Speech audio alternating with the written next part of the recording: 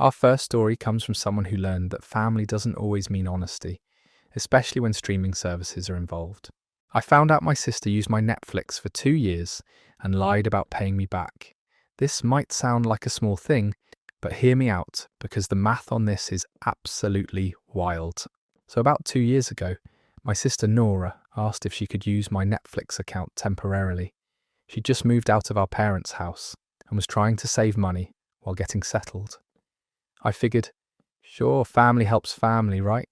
She promised she'd get her own account once she got her first paycheck from her new job. That was 2 years ago. For the first few months, I didn't really think about it. Netflix is one of those things you just kind of forget about since it auto-charges your card. But then I started noticing weird stuff showing up in my continue watching list. Rom-coms I'd never heard of, true crime documentaries that definitely weren't my style, and this one Korean drama that had like 40 episodes. When I asked Nora about it, she laughed it off and said she'd been meaning to get her own account but kept forgetting. She promised she'd send me money for her share, maybe $10 a month to cover half the subscription. I said that sounded fair. That was 18 months ago. Every few weeks I'd bring it up casually. Hey, don't forget about that Netflix money. Oh yeah, she'd say, I'll send it to you next week when I get paid. Next week would come and go. And when I'd mention it again, she'd act like it was the first time we'd ever discussed it. The thing is, Nora isn't struggling financially anymore. She got a promotion 6 months into that job, moved into a nicer apartment, bought a new car. I'd see her posts on social media about weekend trips and expensive dinners out, but somehow she never had $10 to spare for Netflix. Last month, I decided to actually do the math. My Netflix subscription is $20 a month. If she's been using it for 2 years, that's 24 months. Even if we split it 50-50, she owes me $10 a month for 24 months. That's $240. But here's the thing that really gets me. She hasn't just been using the basic Netflix features. When I logged into my account to check our viewing history, I discovered she'd upgraded my plan to the premium version without asking me. You know, the one that costs more but lets you watch on more screens in 4K, that bumped my monthly bill up to $25. So now we're talking about $12.50 a month for 2 years. That's $300 total, minus what I would have paid for my own basic plan anyway. She still owes me over $250 for a service she's been using every single day. The breaking point came last week when I was at a family dinner and overheard her talking to our cousin about how she's been binge-watching this new series. She was going on and on about how great Netflix is, how she's totally addicted to their original shows, how she stays up until 3 a.m. watching episodes. I pulled her aside after dinner and brought up the money again. This time, instead of promising to pay me next week, she got defensive. She said I was being petty over a few dollars, that family should help each other out, that she didn't realize I was keeping track of every penny. A few dollars, $250 is a few dollars. Then she had the nerve to suggest that maybe I should just cancel Netflix altogether if money was so tight for me, as if I'm the one who's been freeloading off someone else's account for 2 years. I told her she had until the end of the month to either pay me what she owes or get her own account, because I was changing my password. She accused me of being selfish and said she didn't understand why I was making such a big deal out of nothing. Nothing. $250 and 2 years of lies is nothing. The really frustrating part is that this has become a pattern with Nora. She borrowed my car last year and returned it with an empty gas tank. She's crashed at my apartment multiple times without contributing anything to groceries or utilities. She even asked to borrow money for her security deposit when she moved, which I gave her, and she's never mentioned paying that back either. I'm starting to realise that Nora doesn't see these things as debts or favours.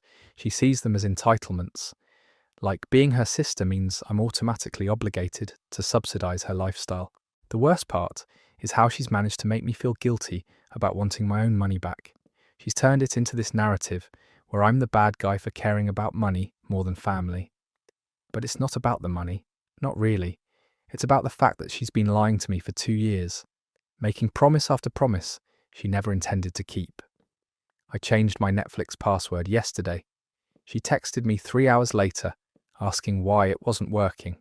When I reminded her about our conversation and told her she needed to get her own account, she said she couldn't afford it right now.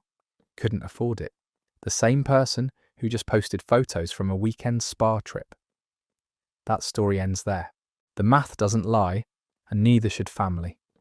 $250 over 2 years while playing the victim, when called out, is some next-level manipulation. Some people really will take advantage of anyone, even their own siblings, and then act shocked when there are consequences. Our next story takes us into the wonderful world of parking disputes, where common sense apparently goes to die. My neighbour keeps parking in my driveway, even after I ask them to stop. I'm not sure if this counts as a legal issue or just a human decency issue, but I'm at my breaking point with this situation. I live in a small house with a single-car driveway. Nothing fancy, just a narrow strip of concrete that leads from the street to my garage. It's clearly on my property, clearly marked by the obvious boundary lines, and clearly the only parking space I have. My neighbour Elias lives next door in a similar house, but his driveway is on the opposite side of his property from mine.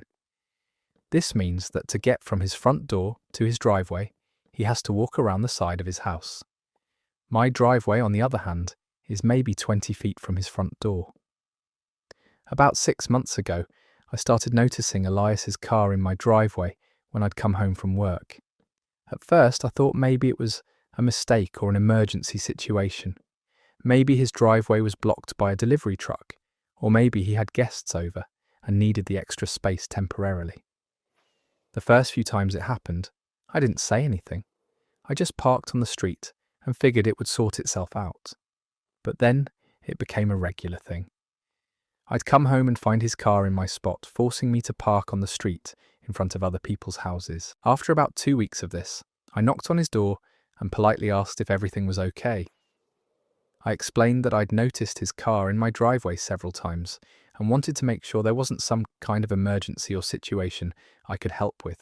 Elias looked at me like I was crazy. He said he'd been parking there because it was more convenient for him, closer to his front door, easier to unload groceries, that kind of thing. He said it like it was the most obvious thing in the world. Like, of course, he would use my driveway if it was more convenient. I told him I understood the convenience factor, but that it was actually my driveway, and I needed to be able to use it. He seemed genuinely surprised that this was a problem for me. He asked if I was using the driveway all the time anyway, and when I said yes, I use it every day when I come home from work, he suggested that maybe we could work out some kind of schedule, a schedule for my own driveway. I explained that I didn't want to work out a schedule because it was my property and I needed access to it whenever I wanted. That's when Elias got a little defensive. He said he didn't see what the big deal was, that neighbours should help each other out, and that I was being unreasonable about a small inconvenience. Small inconvenience, having to park on the street every day because someone else is using your driveway, is apparently a small inconvenience. I thought that conversation had settled things, but I was wrong. The very next day, I came home to find Elias's car in my driveway again. This time, when I knocked on his door, he seemed annoyed that I was bothering him about it. He said he'd forgotten about our conversation and that he'd try to remember next time, but it kept happening. Every few days, sometimes multiple days in a row, I'd find his car in my spot. The excuses started getting more creative. He was running late for work and didn't have time to walk to his own driveway. He had heavy groceries and couldn't carry them the extra distance. His back was acting up and he needed to minimize walking. It was raining and he didn't want to get wet walking around his house. Each time he'd promise it wouldn't happen again, and each time it would happen again within a few days. Last month I decided to try a different approach. I left a polite note on his windshield explaining that I needed to use my driveway and asking him to move his car. When I got home from work, the note was gone, but the car was still there. That weekend I knocked on his door again. This time, Elias was openly irritated with me. He said I was being petty and obsessive about the driveway situation. He pointed out that his car wasn't hurting anything by being there, and that I was making a big deal out of nothing. He actually suggested that maybe I should just park on the street permanently, since it didn't really matter where I parked as long as I had a parking spot somewhere. He said it would solve the whole problem and we could both be happy. Both be happy in a scenario where he gets to use my property and I get to park wherever I can find space on the street. I tried explaining property rights and boundaries, but Elias just kept coming back to the convenience argument. Why should he have to walk an extra 50 feet to his own driveway, when mine was right there and not being used at that exact moment? The situation escalated 2 weeks ago when I came home and found not just Elias's car in my driveway, but also a car I didn't recognise. Apparently, he told one of his friends that they could park there too, since there was room for 2 cars if they squeezed together. When I confronted him about this, Elias acted like I was overreacting. He said his friend was only visiting for a few hours, and that I should be glad he was making efficient use of the space. Efficient use of my space. I told him that if I found any cars in my driveway again, I'd have them towed. Elias laughed and said I was being dramatic, that no tow truck would come out for something so petty, and that I was probably bluffing anyway. He wasn't wrong about the tow truck. When I called, they said it would be expensive and time-consuming, and they recommended I try to work it out with my neighbour first. Apparently, even though it's clearly my property, getting someone towed from your own driveway is more complicated than you'd think. Yesterday, I came home to find Elias's car in my driveway again. This time, I didn't knock on his door. I parked directly behind him, blocking him in completely. About an hour later, Elias was pounding on my door, furious that he couldn't get his car out. He said I was being ridiculous and immature, that blocking him in was way worse than anything he'd done. I told him I'd move my car as soon as he agreed to stop parking in my driveway. He said that wasn't fair because he needed to get to work in the morning.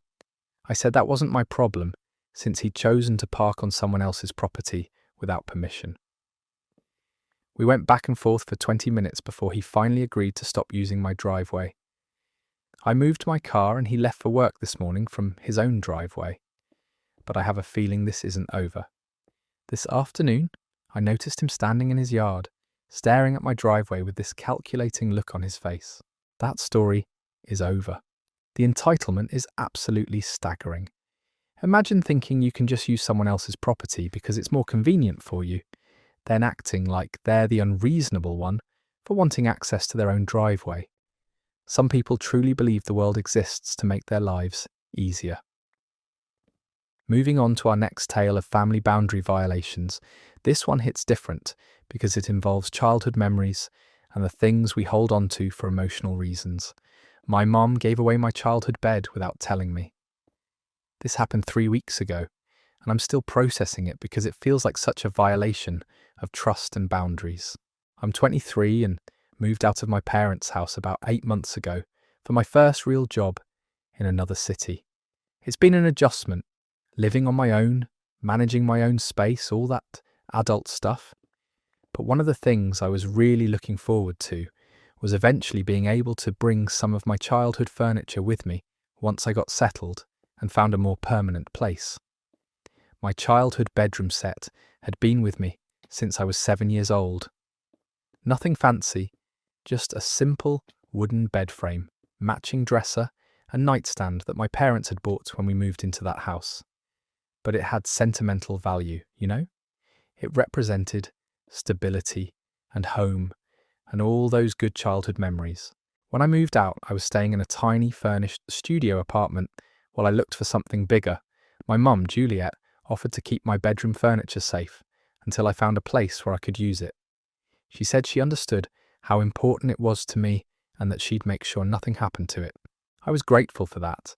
Moving is expensive and complicated enough without having to worry about storing furniture you're not ready to use yet. Plus, my childhood room had become sort of a guest room anyway, so it made sense for the furniture to stay there temporarily. About 2 months ago, I started looking at one-bedroom apartments in my new city. I was excited about the prospect of having my own space that I could actually decorate and make feel like home. I started making lists of what I'd need to buy and what I could bring from my old room. The bed was at the top of my list, not because it was expensive or anything, but because it felt like a piece of home that I could bring with me. Something familiar in a new place, something that connected my old life to my new one. I called my mum a few weeks ago to talk about logistics. When would be a good time to rent a truck and come get my stuff? Would she be able to help me load everything? Basic moving coordination stuff. That's when she got quiet on the phone. After a long pause, she said we needed to talk about the furniture situation. My heart immediately started racing because that tone of voice never means anything good. She told me she'd given my bedroom set to my cousin's daughter, who had just turned 7 and needed furniture for her new room. Juliet explained that my cousin had been struggling financially after a divorce and couldn't afford to buy a bedroom set for her kid. I asked when this had happened, and my mum said about a month ago. A month. She'd given away my furniture a month ago and was just now telling me about it. When I asked why she hadn't checked with me first, she said she didn't think it was a big deal since I wasn't using it anyway. She said I was an adult now and didn't need a childhood bed, and that it made more sense for a child to use it than for it to just sit in storage. I tried to explain that I had been planning to use it, that I'd specifically told her I wanted to take it with me when I moved into a bigger place. She said she didn't remember that conversation and that I should have been clear about my intentions. The thing that really got to me was how she framed it as this generous, helping family gesture. She kept talking about how happy my little cousin was with her new bedroom, how grateful my cousin was for the help, how good it felt to be able to solve someone's problem with furniture that was just sitting there unused. But it wasn't unused, it was being stored. There's a huge difference between something being abandoned and something being temporarily stored until it's needed. I told my mum I was upset and felt like she'd given away my property without permission. She got defensive and said it wasn't really my property since my parents had bought it originally. She said I was being selfish for caring more about furniture than about helping family members who were struggling. That hurt. She was making it sound like I begrudged my cousin having furniture for her daughter, which wasn't the case at all. If she'd asked me beforehand, I probably would have said yes to giving it away, especially if they really needed it. But the fact that she made that decision without involving me at all felt like such a violation. The conversation got more heated when I pointed out that she could have at least given me a chance to get the furniture before giving it away. My mum said there wasn't time for that my cousin needed it immediately, and I lived too far away to come get it quickly. But that wasn't true either. My cousin lives in the same city as my parents. If it was such an urgent situation, they could have bought something temporary and waited for me to arrange pickup of my stuff. Or they could have asked other family members to help, or they could have looked into second-hand stores or charity furniture programs. Instead, my mum chose the easiest solution for everyone except me. When I asked if there was any chance of getting the furniture back, she said absolutely not. My little cousin was already settled in her new room, and it would be traumatic to take her furniture away.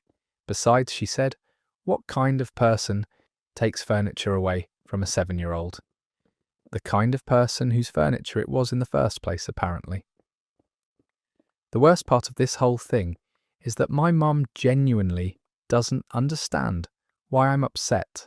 She keeps saying I'm overreacting about material possessions and that I should be happy the furniture is going to good use. She said she raised me to be more generous and less attached to things. But it's not about being attached to things. It's about feeling like my wishes and plans don't matter to her.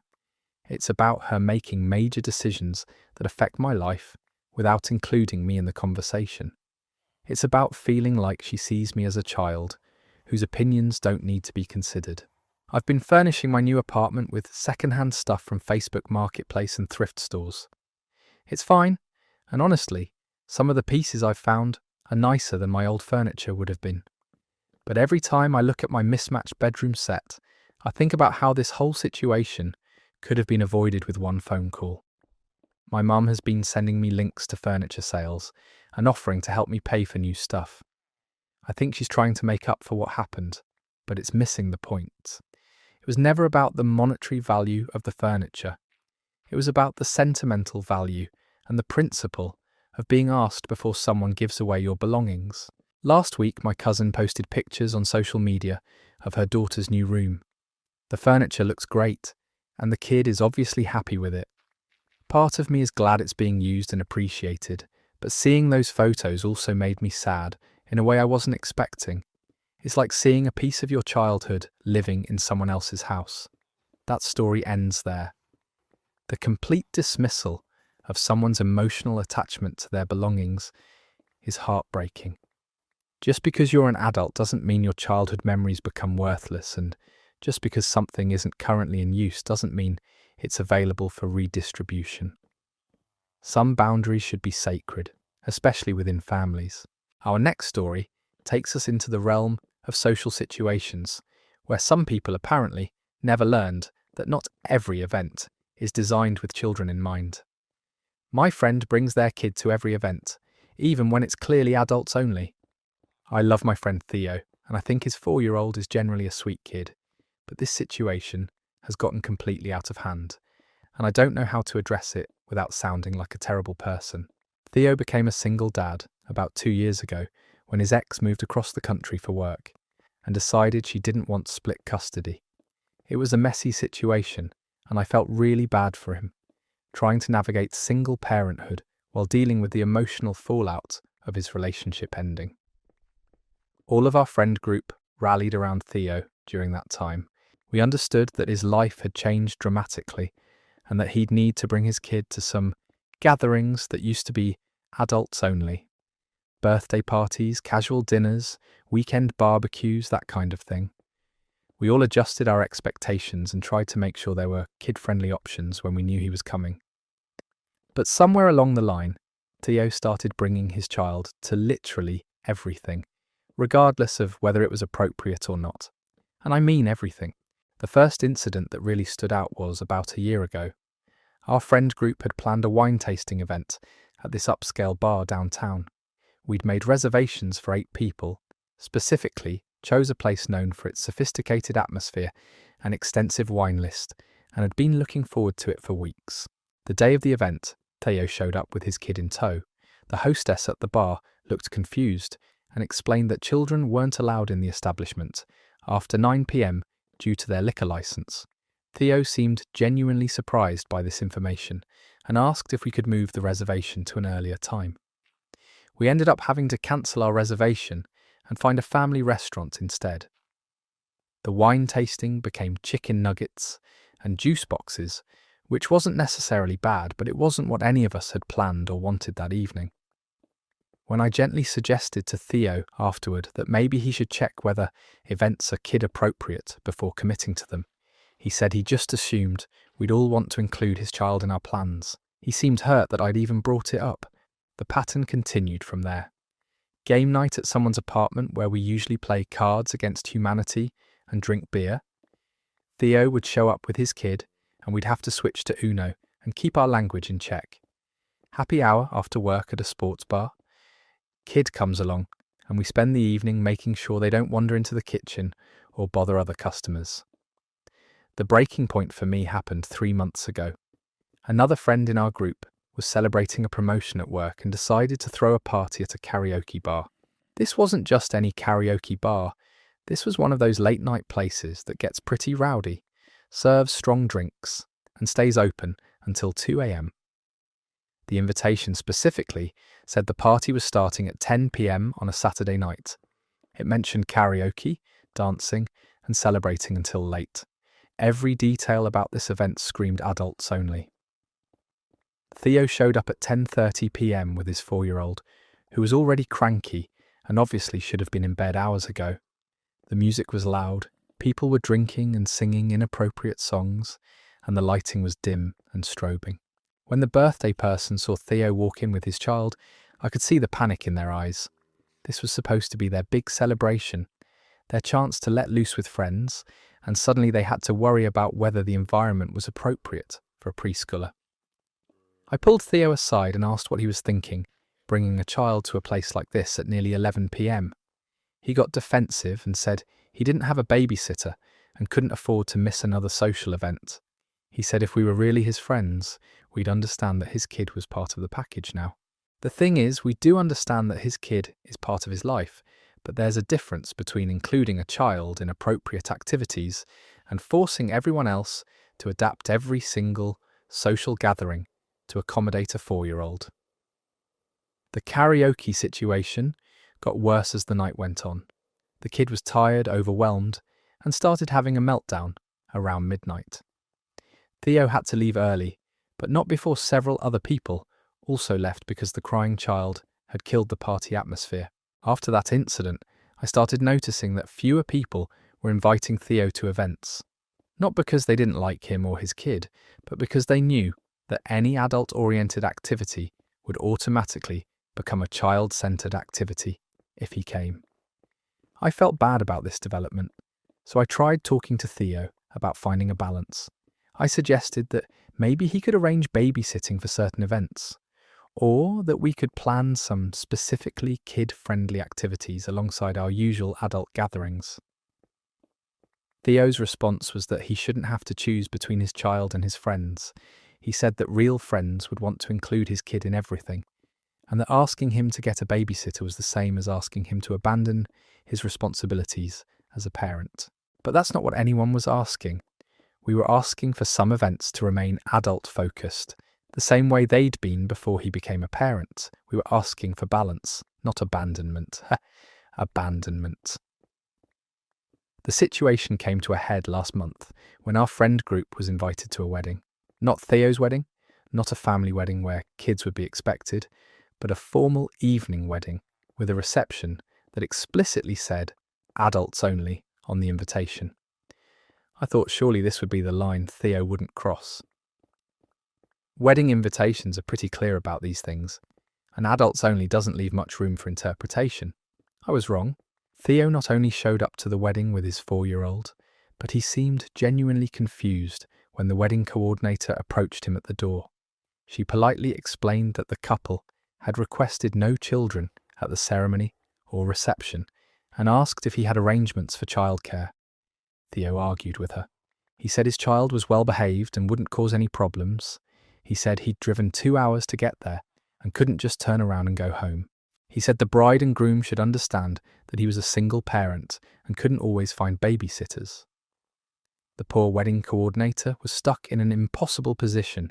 She had explicit instructions from the couple about no children, but she also had a wedding guest arguing with her at the door 15 minutes before the ceremony was supposed to start. Eventually, Theo was allowed to stay, but I could see how uncomfortable it made everyone. The bride kept glancing over during the ceremony as the 4-year-old fidgeted and made noise. During the reception, Theo spent most of his time chasing his kid around instead of socializing, and several of the planned activities had to be modified because there was suddenly a child present. Other wedding guests were giving our whole friend group dirty looks, like we were all somehow responsible for bringing a kid to an adults-only event. It was embarrassing and frustrating, and I felt terrible for the bride and groom whose special day had been disrupted. After the wedding, I decided I had to say something. I called Theo and tried to have a calm, honest conversation about boundaries and appropriate behaviour in different social settings.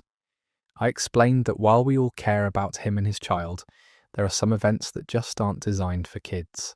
I said it wasn't about excluding them from his life, but about recognising that different activities serve different purposes. Theo got angry. He said I was being judgmental and unsupportive. He accused me of not understanding what it's like to be a single parent, and said that if I couldn't accept his child as part of every aspect of his life, then maybe we weren't as good friends as he'd thought.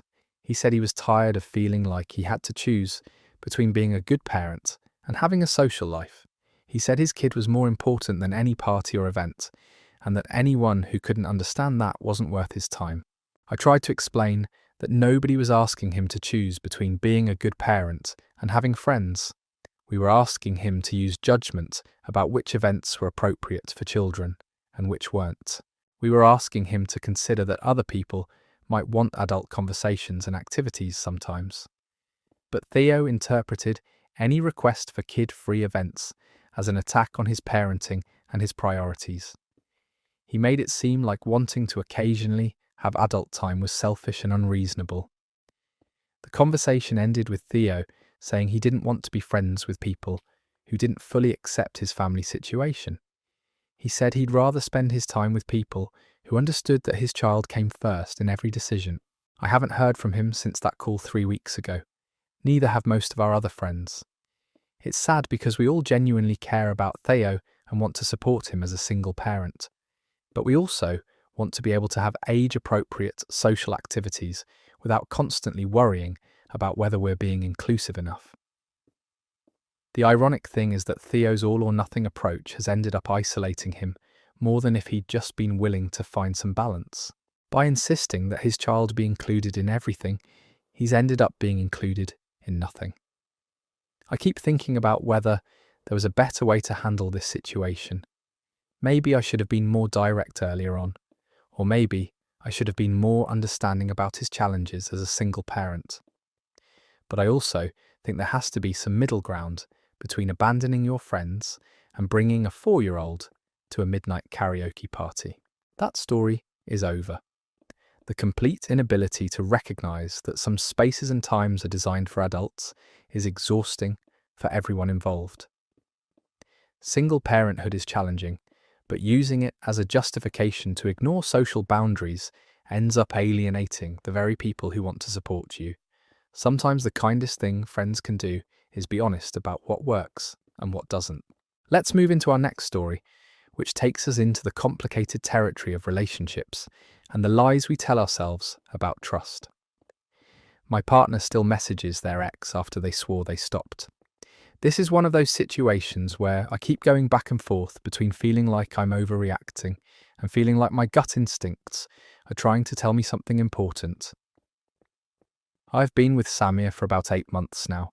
Things moved pretty quickly between us, which was actually nice after coming out of a long relationship that had dragged on way past its expiration date. Samir seemed mature, direct, ready for something serious. He talked about wanting a real partnership with someone, about being tired of games and drama. About 3 months into our relationship, Samir mentioned that his ex had reached out to him. Nothing dramatic, just a text saying she hoped he was doing well and that she'd seen something that reminded her of him. He showed me the message and asked what I thought he should do about it. I appreciated that he brought it up instead of hiding it. That felt like mature, honest communication. We talked about it and agreed that while we couldn't control who reached out to us, we could control how we responded. Samir said he didn't want any drama or confusion in his life, so he was just going to ignore the message. That seemed reasonable to me. Clean boundaries, no unnecessary communication with exes. Focus on our relationship. I felt good about how he'd handled it. A few weeks later, Samir mentioned that his ex had texted him again. This time it was something about needing to pick up some belongings she'd left at his place during their relationship. Again, he showed me the message, and we talked through how to handle it. We decided that the mature thing to do was to arrange a time for her to get her stuff so they could have closure on the practical aspects of their breakup. Samir suggested that I could be there when she came over, which I thought was considerate and transparent. The pickup went fine. She seemed nice enough, a little awkward about meeting me, but nothing weird or dramatic. She got her things. They exchanged maybe 10 words of small talk, and that was it. Samir seemed relieved to have that chapter officially closed. For a couple of months after that, the ex situation didn't come up at all. I assumed they'd had their closure and moved on. Samir and I were spending more time together, talking about future plans, getting more serious about our relationship. Then last month, I was at Samir's apartment while he was in the shower. His phone was on the kitchen counter and kept buzzing with notifications. I wasn't trying to snoop, but I could see the preview of messages on his lock screen. 3 messages from his ex. The previews were long enough that I could see they weren't just casual hellos. When Samir got out of the shower, I mentioned that his ex had been texting him. His reaction was immediate and weird. He got flustered and said it was probably nothing important, just random stuff.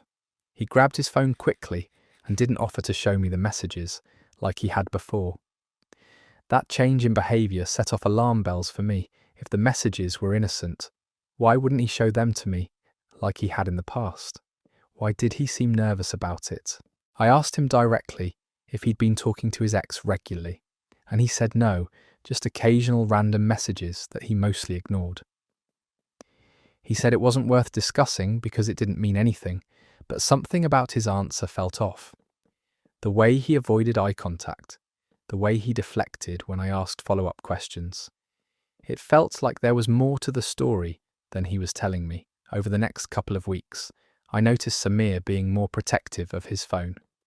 He'd take it with him to the bathroom, put it face down when we were together, step out of the room to answer texts. Small changes, but noticeable ones. I started paying attention to his mood and behaviour patterns. There were times when he'd seem distracted or distant, usually after spending time on his phone, times when he'd be less present during our conversations, like his mind was somewhere else.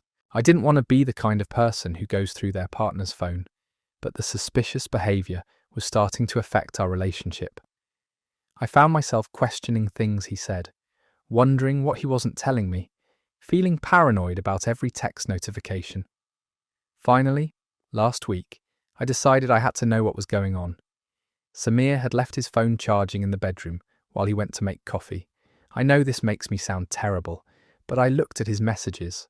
What I found was months of regular communication with his ex. Not just the occasional random text he'd described, but actual conversations.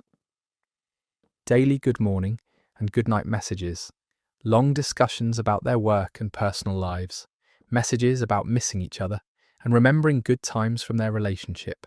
The most recent conversation had happened the night before. She'd sent him a photo of a sunset with a message about how it reminded her of a trip they'd taken together. He'd responded with heart emojis and said he remembered that trip too, that it had been perfect. Perfect. He was telling his ex that their romantic trip together had been perfect while he was in a relationship with me. There were also messages about meeting up for coffee, which apparently had happened twice in the past month, meetings that Samir had never mentioned to me, during times when he'd said he was busy with work or hanging out with friends. Reading through those messages felt like being punched in the stomach, not just because of the content, but because of how completely different they were from what Samir had been telling me. He hadn't been ignoring random messages from his ex. He'd been maintaining an active, ongoing, emotionally intimate relationship with her. When Samir came back to the bedroom, I confronted him with what I'd found. His first reaction was to be angry that I'd gone through his phone. He said I'd violated his privacy and that going through someone's messages was a huge red flag in a relationship. I told him that lying to your partner for months was an even bigger red flag. Eventually he stopped deflecting and started trying to explain. He said the messages were just innocent catching up between friends.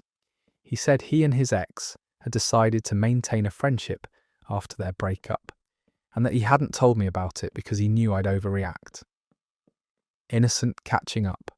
Heart emojis about romantic trips and secret coffee dates are innocent catching up. I asked him how he'd feel if I'd been having daily conversations with my ex behind his back, meeting up with him secretly and lying about it for months. Samir said that was different because I didn't understand his relationship with his ex. I asked him to explain what I didn't understand. He said they'd been together for 3 years and had a deep connection that couldn't just be turned off. He said they'd decided to try being friends because they cared about each other too much to completely cut contact. He said the secrecy wasn't about hiding anything inappropriate. It was about protecting me from unnecessary jealousy and drama. He said he knew I'd be upset about their friendship, even though it was platonic. So he'd decided to keep it private to avoid conflict. But that explanation didn't match what I'd read in their messages. The tone, the content, the frequency of communication, none of it felt like just friendship. It felt like they were maintaining their emotional relationship while he was physically in a relationship with me. When I pointed this out, Samir got defensive. He said I was reading too much into innocent messages and that I was being paranoid and controlling. He said if I couldn't trust him to have friendships with people from his past, then maybe I wasn't ready for a mature relationship. That hurt. He was turning my reasonable concerns about his secretive behaviour into a character flaw on my part. He was making me feel like the problem was my insecurity, not his dishonesty. I told Samir that the issue wasn't him having friendships, it was him lying to me about the nature and extent of his communication with his ex. I said if he wanted to be friends with her, fine, but it needed to be transparent and appropriate, given that he was in a relationship with someone else. Samir said he'd try to be more open about it going forward, but that he still thought I was overreacting. He said the messages didn't mean anything, and that I was creating drama where none existed. That conversation was a week ago. Since then, I've been trying to figure out whether I should believe Samir's explanations or trust my gut feeling that something isn't right about this situation. Part of me wants to give him the benefit of the doubt. Maybe he really was just trying to avoid conflict by keeping their friendship private. Maybe I am reading too much into messages that are innocent to most people. Maybe the heart emojis and secret meetups really were just friendship in his mind. But I can't shake the feeling that I'm being naive. The pattern of lying, the defensive reactions when I ask questions, the way he tried to make me feel crazy for having concerns about behaviour that would bother most people in relationships. I don't know if I'm dealing with someone who has poor boundaries with exes, someone who's emotionally cheating, or someone who's just really bad at honest communication.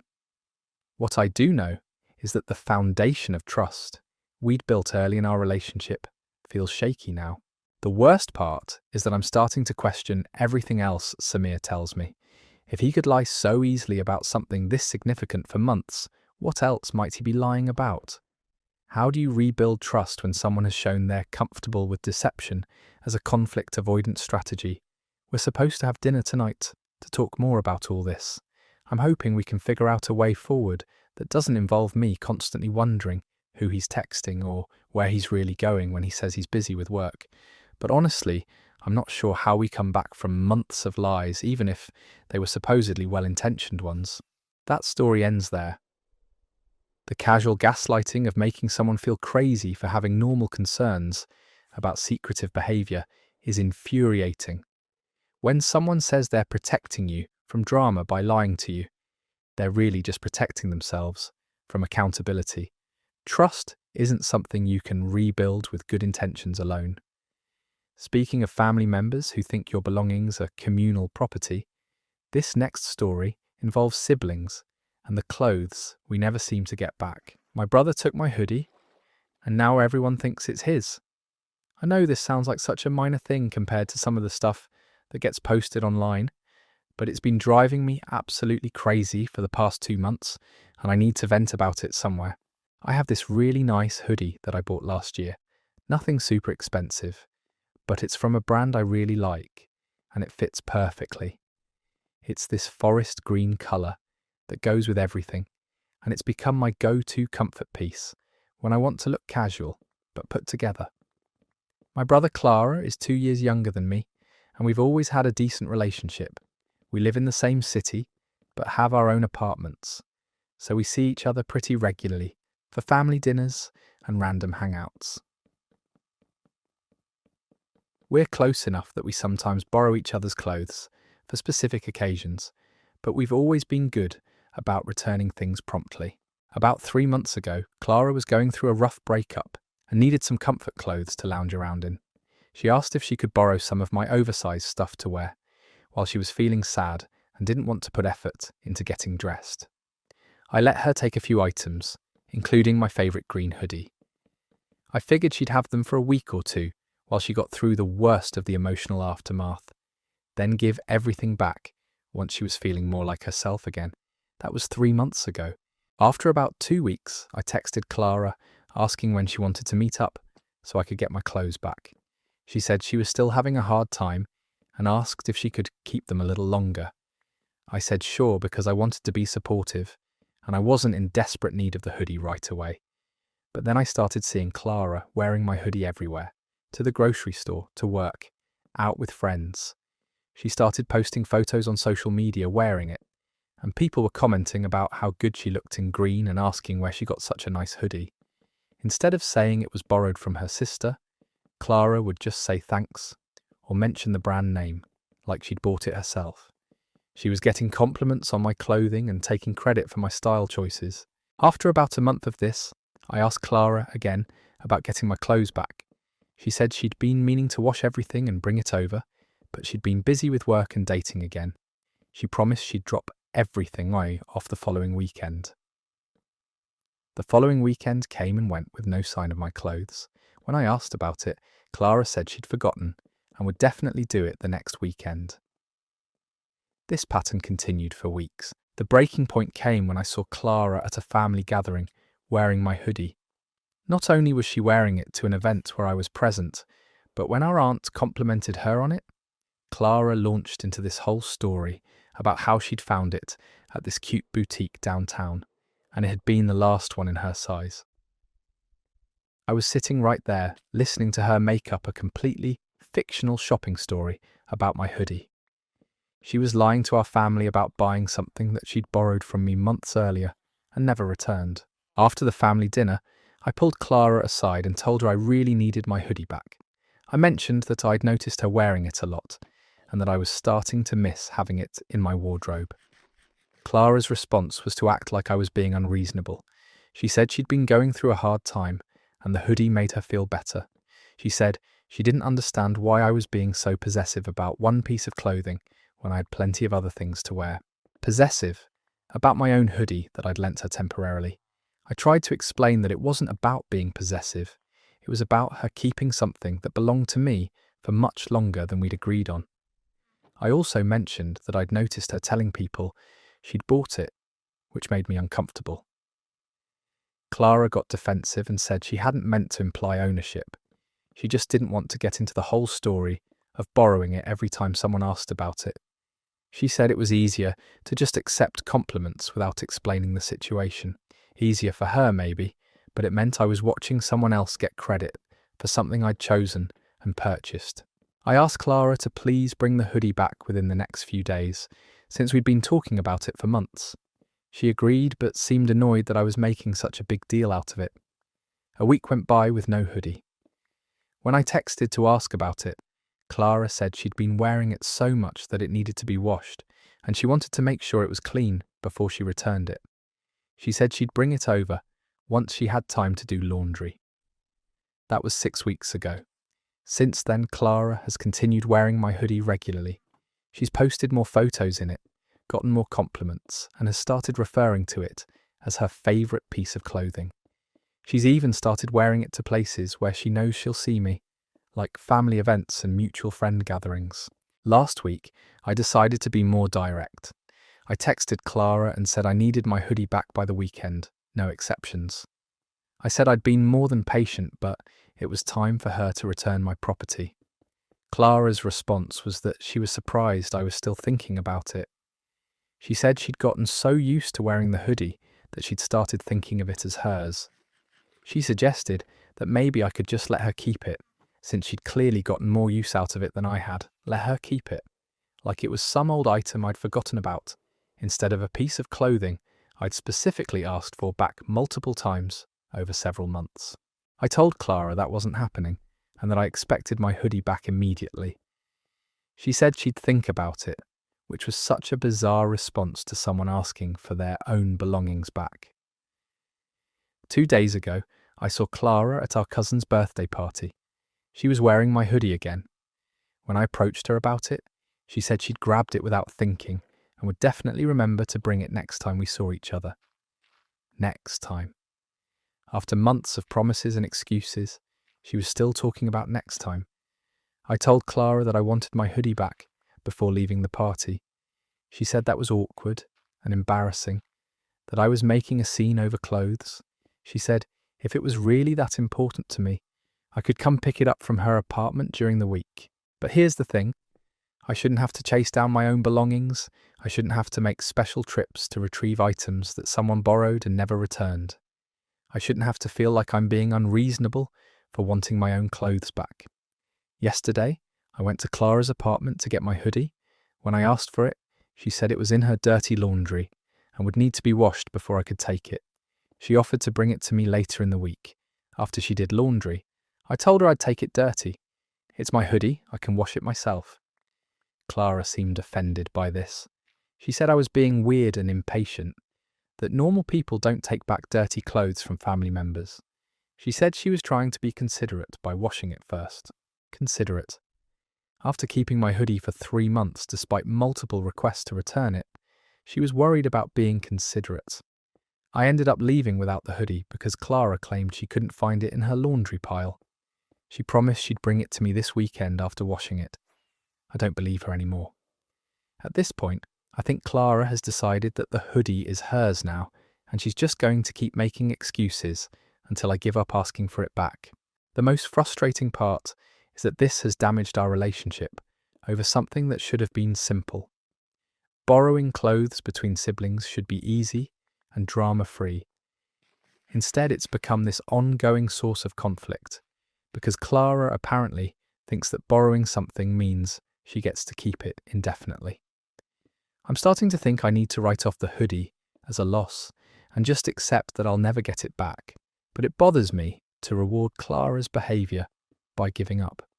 It also bothers me to see her wearing my clothes while acting like they belong to her. I don't know if this is worth continued conflict, or if I should just buy a new hoodie and learn not to lend Clara anything important in the future. That story ends there. 3 months of excuses, and suddenly she can't find it in her own laundry pile. The transformation from borrowing during a breakup to thinking of it as mine is classic boundary violation behaviour. Some people really will test how much they can get away with before you stop being nice about it, moving on to a tale of domestic harmony gone wrong, where clean dishes become a battleground. My roommate keeps using my dishes but never washing them.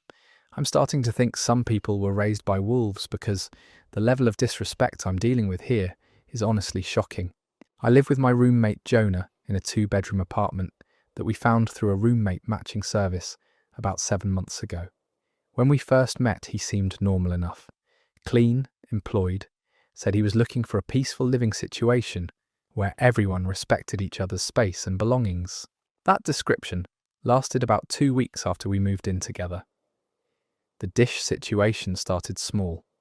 I'd noticed that one of my plates was missing from the cabinet, then find it in the sink later that day, or I'd go to make coffee and discover my favourite mug was dirty and sitting on the counter. At first I figured these were just occasional lapses, the kind of minor roommate friction that works itself out over time. But it didn't work itself out. It got worse. Within a month of living together, I realised that Jonah was using my dishes almost exclusively, while leaving his own set untouched in the cabinet. He'd use my plates, bowls, cups and utensils for every meal, then leave everything dirty in the sink for days at a time. The first time I brought it up, Jonah seemed genuinely surprised that it was bothering me. He said he thought we were sharing everything in the kitchen, that roommates typically use whatever dishes were convenient. He promised he'd be better about cleaning up after himself. For about a week, things improved. Jonah started washing dishes more regularly, and I thought we'd solved the problem. But then the old pattern resumed, except now he was leaving dirty dishes in the sink for even longer periods. I'd come home from work to find my entire set of dishes dirty and soaking in murky water that had been sitting there for days. My nice ceramic bowls that I'd bought specifically because I liked eating out of them were constantly unavailable to me, because they were always in some stage of being dirty, soaking, or air drying on Jonah's timeline. The breaking point came about 2 months ago when I went to make myself breakfast and realised I had no clean dishes available. Every single plate, bowl, cup, and piece of silverware I owned was dirty and sitting in the sink. Some of the dishes had been there so long that food particles had hardened onto them. Meanwhile, Jonah's dish set sat pristine and unused in the cabinet. I had to hand wash my own dishes before I could eat breakfast in my own kitchen. As I was scrubbing dried food off my favourite bowl, I got increasingly frustrated about the situation. When Jonah got home that evening, I asked him why he was exclusively using my dishes while leaving his own completely clean. He said my dishes were nicer and more convenient to use. He said his were cheaper quality, and he preferred the weight and size of mine. Preferred. He preferred using my belongings while leaving me without access to them. I told Jonah that if he wanted to use my dishes occasionally, that was fine, but he needed to wash them immediately after use, so they'd be available when I needed them. I also suggested that maybe he should use his own dishes more often so mine weren't constantly dirty. Jonah agreed that sounded reasonable, but his behaviour didn't change. If anything, it got worse because now he seemed to be using even more of my dishes at once. I'd find evidence of multiple meals worth of my plates and bowls stacked in the sink, like he was cooking elaborate meals using exclusively my kitchen supplies. 3 weeks ago, I discovered something that made me genuinely angry. I was looking for a specific bowl that I hadn't seen in several days, thinking maybe Jonah had put it away in the wrong cabinet. I found it in the sink, but it wasn't just dirty, it was growing mould. My nice ceramic bowl, which I'd paid good money for and taken care of for years, had been sitting in the sink with food residue for so long that actual mould was growing on it. The smell was horrible, and the staining looked like it might be permanent. I confronted Jonah immediately. I showed him the mouldy bowl and asked how he could let my belongings get to that state. He looked genuinely shocked and said he hadn't realised it had been sitting there for so long. He said he'd been busy with work and had lost track of the dishes. Lost track. For long enough that mould grew. Jonah offered to replace the bowl, which I appreciated, but it missed the point. The issue wasn't just one ruined dish, it was the pattern of using my belongings carelessly and leaving me to deal with the consequences. I told Jonah that going forward, he needed to either use his own dishes or wash mine immediately after use. No exceptions, no letting them sit in the sink for days. He said he understood and would do better. That conversation was 3 weeks ago. Since then, Jonah has continued using my dishes almost exclusively, and the sink situation has somehow gotten even worse. Now he's not even putting the dirty dishes in the sink. He's leaving them on counters, on the stove, sometimes even on the coffee table in the living room. Yesterday, I came home to find one of my plates sitting on the couch with dried pasta sauce stuck to it on the couch. He'd eaten dinner while watching TV and just left the dirty dish on the furniture. When I asked Jonah about the plate on the couch, he said he'd been planning to take it to the kitchen but had gotten distracted by a phone call. He acted like leaving dirty dishes on upholstered furniture was a minor oversight rather than completely gross behaviour. I'm at the point where I'm considering moving my dishes into my bedroom and only bringing them out when I need to use them. It's ridiculous that I'm even thinking about hiding my own belongings in my own apartment, but I don't know how else to ensure I have access to clean dishes when I want to eat. The worst part is that Jonah seems genuinely confused about why this bothers me so much. He acts like I'm being uptight and controlling about kitchen arrangements. He's made comments about how some people are just more relaxed about shared living spaces than others. Relaxed? Leaving mouldy dishes around the apartment and using exclusively other people's belongings is relaxed. I've started looking for a new place to live because I can't deal with this level of disrespect for my property. It's affecting my daily life in ways that seem disproportionate to the actual issue, but when you can't eat a meal without first cleaning your own dishes that someone else dirtied, it becomes a constant source of stress. Last night, I found Jonah eating cereal out of one of my bowls while standing in the kitchen. When he finished, he rinsed it briefly and put it directly back in the cabinet, still wet and with milk residue around the edges. He thought rinsing with water counted as washing. He put a dirty wet bowl back with my clean dishes. I don't know if some people genuinely don't understand basic cleanliness standards, or if Jonah just doesn't care about taking care of other people's belongings. Either way, I can't live like this much longer. That story's over. Finding mould growing in your own bowl because your roommate treats your belongings like disposable items is beyond disrespectful. The fact that he prefers using nicer dishes while refusing to take care of them shows a special kind of entitlement. Some people really do think other people exist to make their lives more convenient. Our next story takes us into the realm of privacy violations and the friends who think boundaries are just suggestions. I caught my friend going through my phone while I was in the shower. This happened 2 weeks ago, and I'm still feeling weird about it because it's such a violation of privacy, but also because of how my friend reacted when I confronted them about it. My friend Rosa and I have been close for about 3 years. We met in college and have maintained a solid friendship even after graduation. She's generally trustworthy and fun to be around, which is why what happened was so shocking to me. Rosa was staying at my apartment for the weekend because she had some interviews in my city and needed a place to crash. This is pretty normal for us. We've stayed at each other's places plenty of times without any issues or drama. On Saturday morning, I was getting ready to go out and decided to take a quick shower before we left for breakfast.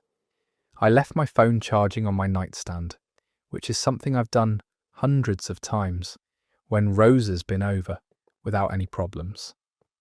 I was in the shower for maybe 15 minutes. When I came out, Rosa was sitting on my bed holding my phone, and she had this guilty expression on her face that immediately told me something was wrong. I asked her what she was doing with my phone, and she said she'd been trying to play music while I was in the shower. She said she couldn't find the speaker controls on her own phone and had grabbed mine to connect to my Bluetooth speaker. That explanation might have made sense except for two things. First, my speaker was off and not connected to anything. Second, when I looked at my phone, Rosa hadn't been in my music app. She'd been in my text messages. I could see from the timestamps that she'd been scrolling through conversations with multiple people. My messages with my boyfriend, my family group chat, even text threads with mutual friends of ours. When I pointed this out to Rosa, she got flustered and said she'd accidentally opened the messaging app while looking for music. She said she'd only glanced at a couple of messages and hadn't read anything important. But the timestamps told a different story. She'd been actively scrolling through conversations for at least 10 minutes while I was in the shower. That's not accidentally opening the wrong app. That's deliberately snooping through someone's private communications. I asked Rosa why she'd felt comfortable going through my personal messages, and she got defensive. She said I was overreacting, that friends look at each other's phones all the time, and that I shouldn't have anything to hide if I trusted her. The nothing to hide argument really bothered me. It's not about having secrets or hiding things from friends. It's about having basic privacy and trusting that people won't abuse your personal space when you're vulnerable. I told Rosa that going through someone's phone without permission was a violation of privacy, regardless of whether there was anything scandalous in there. I said I felt betrayed that she'd taken advantage of me being in the shower to snoop through my personal communications. Rosa's response was to minimize what she'd done. She said she was just curious about my life and wanted to know what I'd been up to lately. She said reading my messages was like catching up on gossip, not some major invasion of privacy. Catching up on gossip, like my private conversations with my boyfriend and family, were entertainment for her.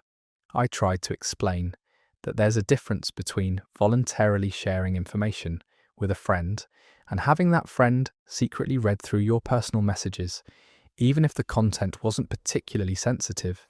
The violation was in the betrayal of trust. Rosa seemed genuinely confused about why I was upset. She kept saying that she didn't see anything embarrassing or private, so no harm was done. She said if I didn't want people looking at my phone, I shouldn't leave it lying around. That victim-blaming response made me even more angry. She was suggesting that it was my fault for trusting her, not to violate my privacy when I stepped into the shower for 15 minutes. The conversation got more tense when I asked Rosa what she'd been looking for in my messages.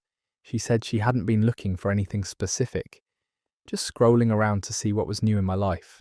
But when I pressed her about which conversations she'd read, she mentioned specific details that she could only have known by reading pretty far back in my message history.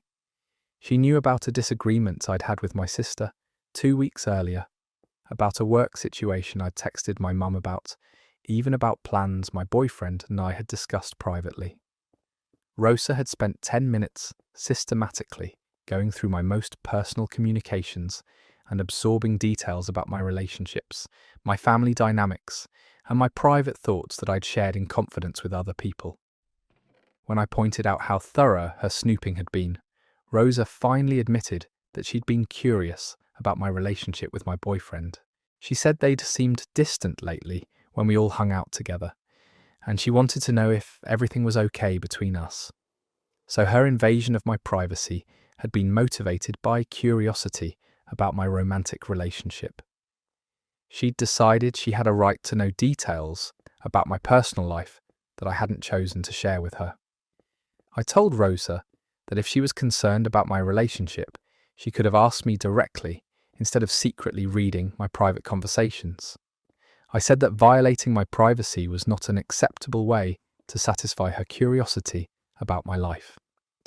Rosa got upset and said she was just trying to be a good friend by staying informed about what was going on with me.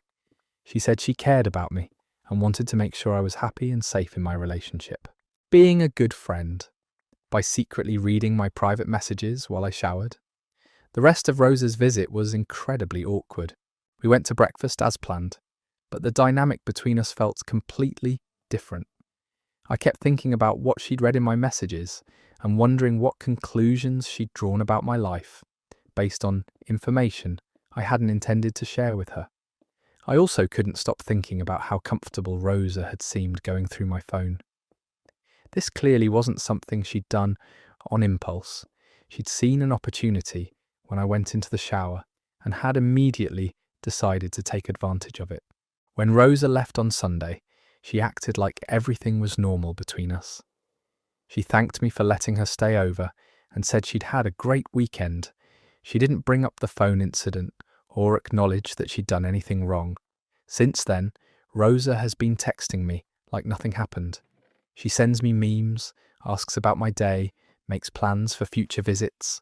It's like she's completely forgotten about violating my privacy or has decided it wasn't a big deal, but I can't forget about it. Every time Rosa texts me now, I wonder what she's really looking for and whether she's the kind of person who respects boundaries or just pretends to when it's convenient. I haven't told Rosa that her snooping has changed how I feel about our friendship, but it has. I don't feel comfortable being as open with her anymore because I know she's willing to seek out information I haven't chosen to share. The worst part is that Rosa seems to think her curiosity justified her behaviour. She's never apologised for going through my phone, just defended her right to do it based on her concern for my well-being. I'm not sure how to move forward with this friendship. Do I confront Rosa again about the trust she violated, or do I just accept that some people don't respect boundaries and adjust my expectations accordingly? That story ends there. The casual justification of friends look at each other's phones all the time is such manipulative nonsense. Real friends don't need to snoop through your private conversations when you're in the shower. Once someone shows you they'll violate your privacy, when given the opportunity, it's hard to unsee that about them.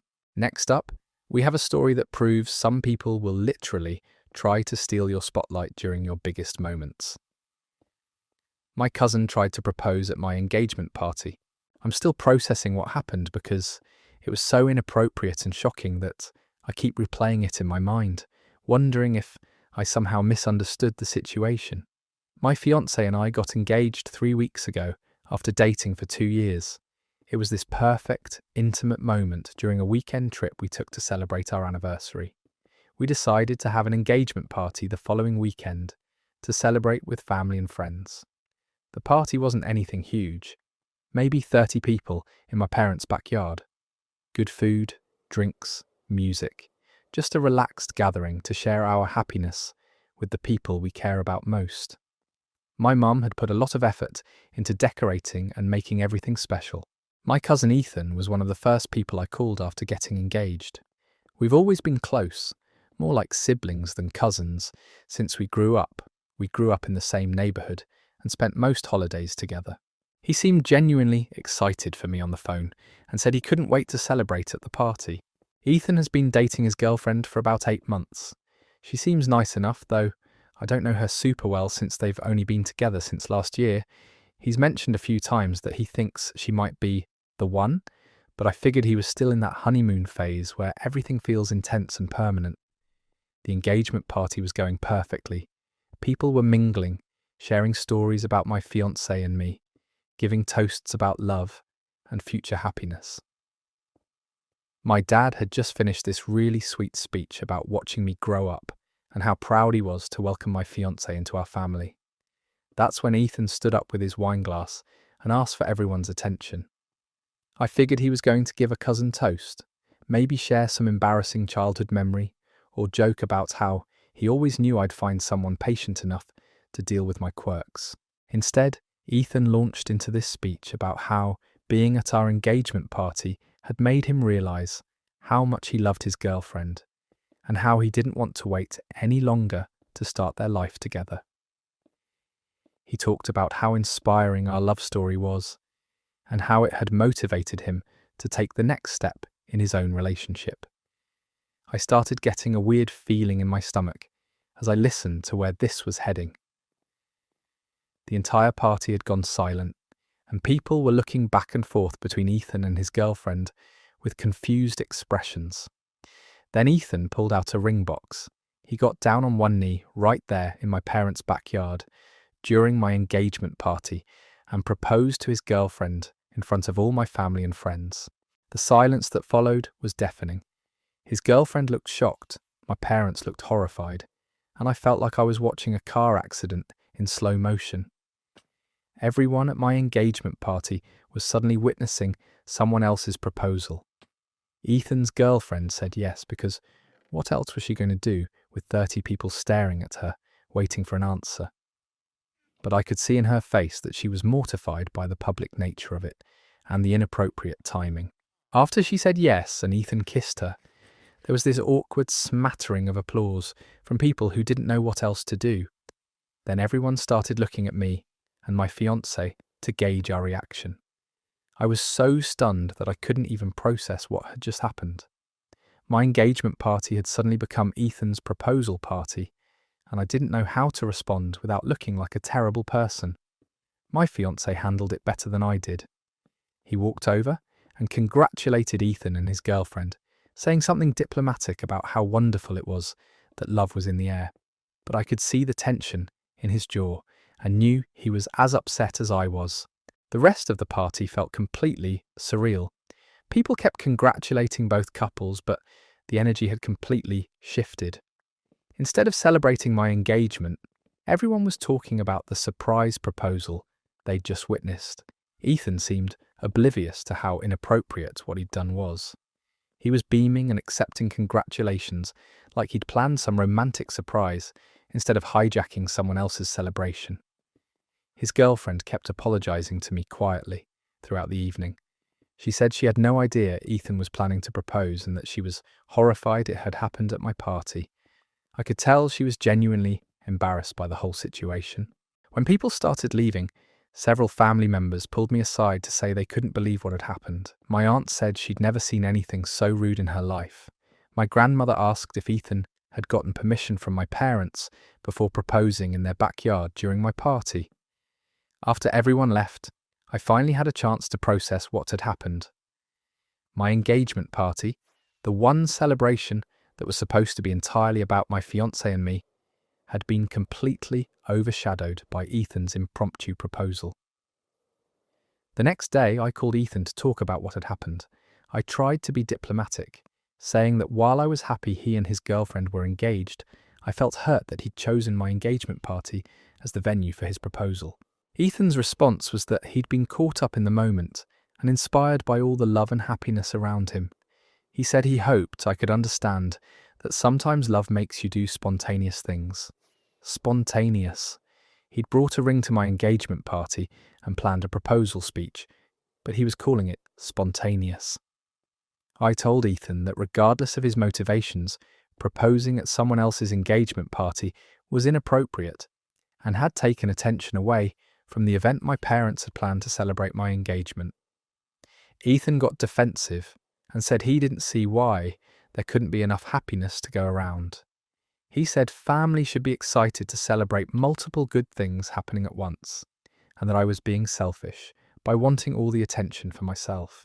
Selfish for wanting my own engagement party to be about my engagement. He also said that his girlfriend had been so happy and that the proposal had been perfect, so he didn't understand why I was trying to make him feel bad about one of the best moments of his life. I tried explaining that there were hundreds of other places and times he could have proposed that wouldn't have involved hijacking someone else's celebration. Ethan said he hadn't planned it and that the moment had just felt right. But when I talked to his girlfriend later, she told me a different story. She said Ethan had been carrying the ring around for weeks, waiting for the right moment. She said he'd mentioned several times how romantic it would be to propose at a party surrounded by family, so it wasn't spontaneous at all. Ethan had planned to use my engagement party as the backdrop for his own proposal, probably thinking it would be more romantic and memorable than planning his own special moment. The worst part is how this has affected my relationship with Ethan. We've always been close, but now I keep wondering if he's the kind of person who thinks other people's important moments are opportunities for him to make himself the centre of attention. My parents are furious with him. My mum said she spent weeks planning every detail of my engagement party, and Ethan turned it into something completely different without asking anyone's permission. Ethan's parents have tried to smooth things over by saying he just got carried away with excitement and didn't mean any harm, but the impact was the same regardless of his intentions. When people ask me about my engagement party now, they don't talk about the beautiful decorations my mum put together or the sweet toasts people gave about my relationship. They talk about the dramatic surprise proposal that happened in the middle of it. My special celebration became a story about someone else's romantic gesture, and I'm not sure how to get past feeling robbed of that experience. That story ends there. The absolute nerve of planning to propose at someone else's engagement party and then calling it spontaneous when confronted about it. Some people really can't stand not being the centre of attention, even during celebrations that are explicitly about other people. The second-hand embarrassment for everyone who had to witness that social train wreck is overwhelming. Moving into our next story, we encounter the special kind of hurt that comes from family members who seem to have selective memory when it comes to important dates.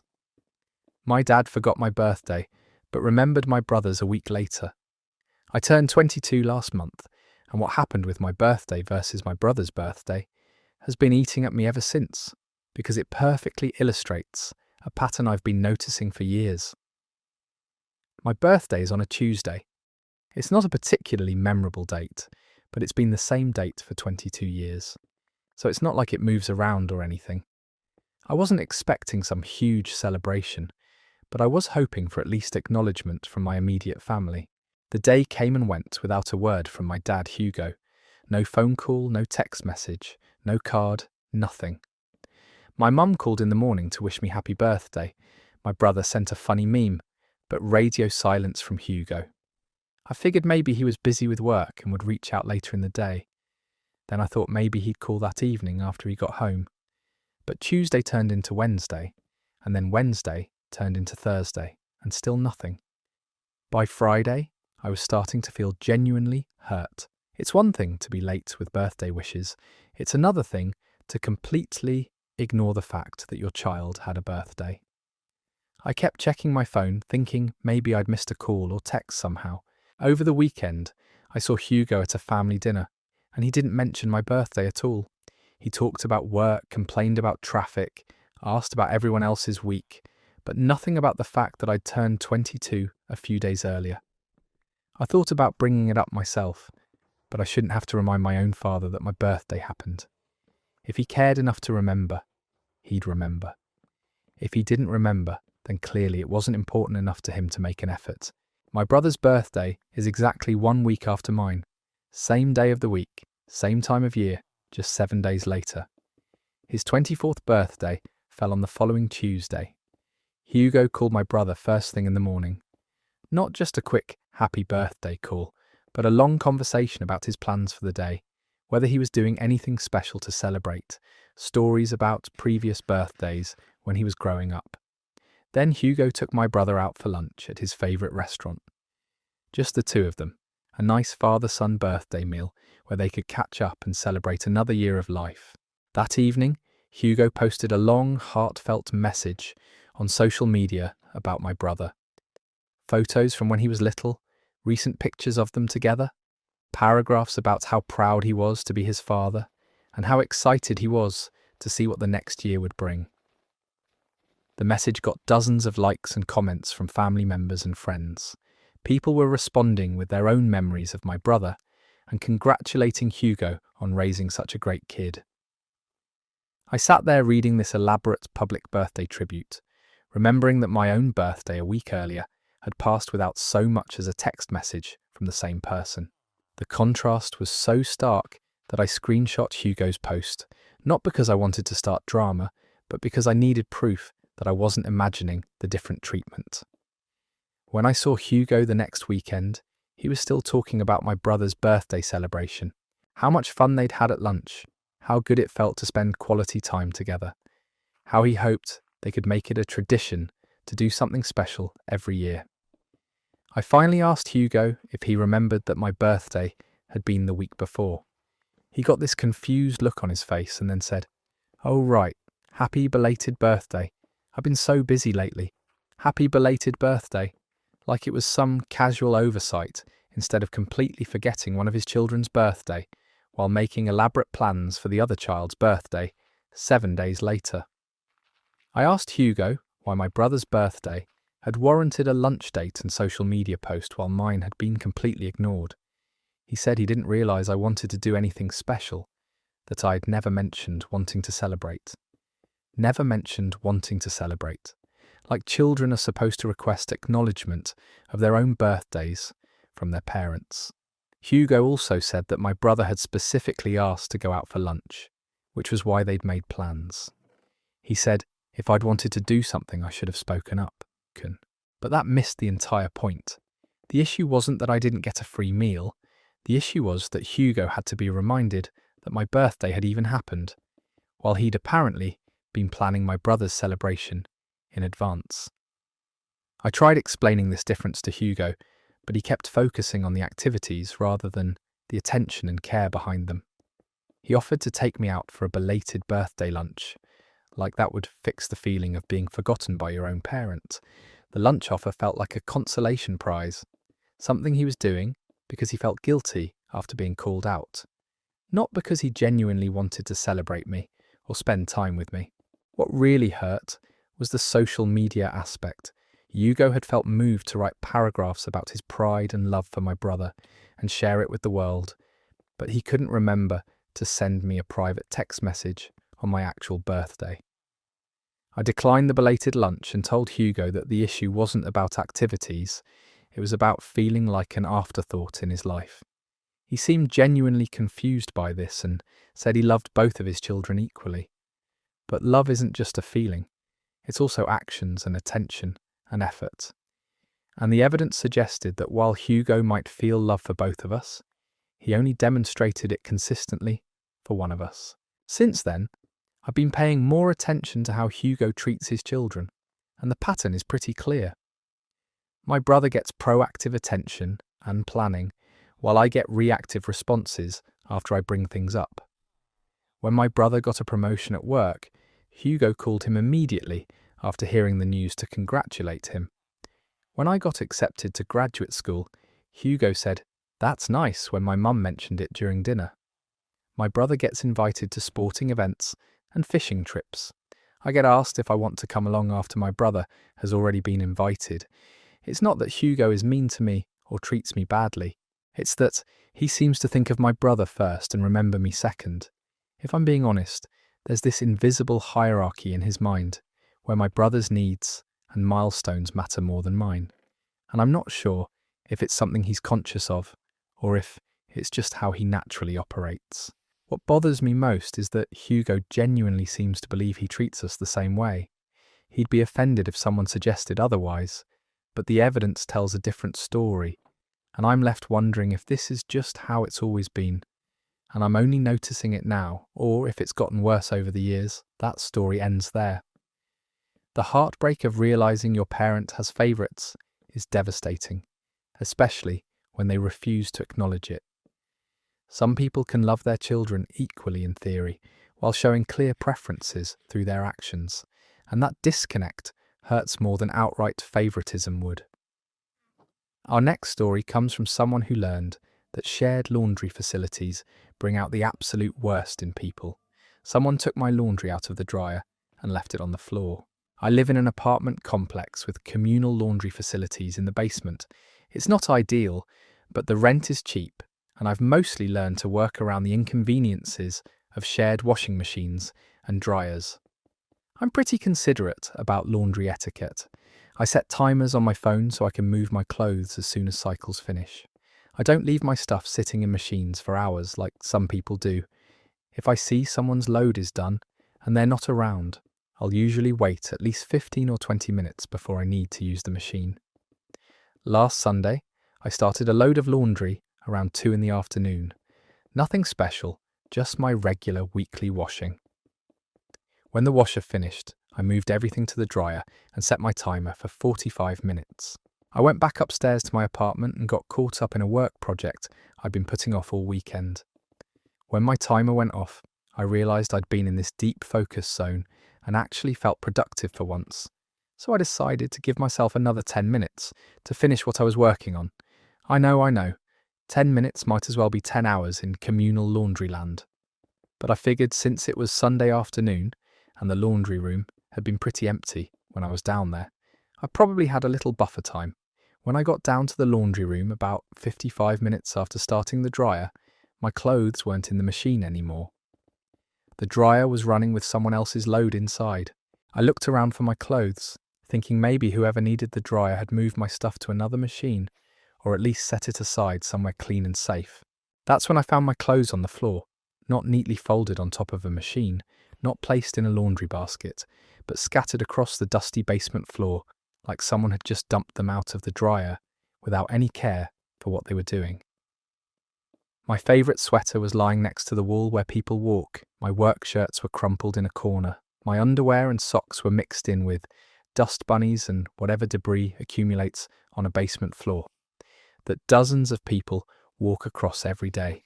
Some of my clothes were still damp because whoever took them out hadn't even waited for the full cycle to finish. They just wanted the machine immediately and decided my laundry was in their way.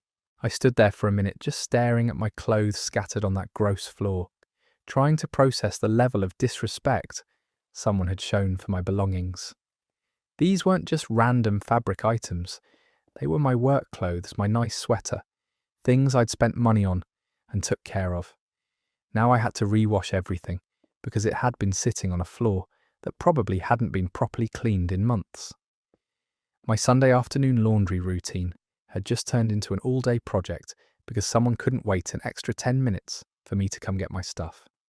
I started gathering my clothes off the floor, and that's when I noticed a woman I'd never seen before standing by the dryer that was now running with her load. She was maybe in her 30s, wearing exercise clothes, and she was watching me pick up my scattered belongings. When our eyes met, instead of looking embarrassed or apologetic, she looked annoyed, like I was inconveniencing her by cleaning up the mess she'd created. I asked her if she was the one who'd taken my clothes out of the dryer, and she said yes, like it was the most obvious thing in the world. She said my time was up, and she needed to use the machine. I pointed out that my clothes were still damp, which meant the cycle hadn't finished, and asked why she'd put them on the floor instead of at least setting them on top of a machine.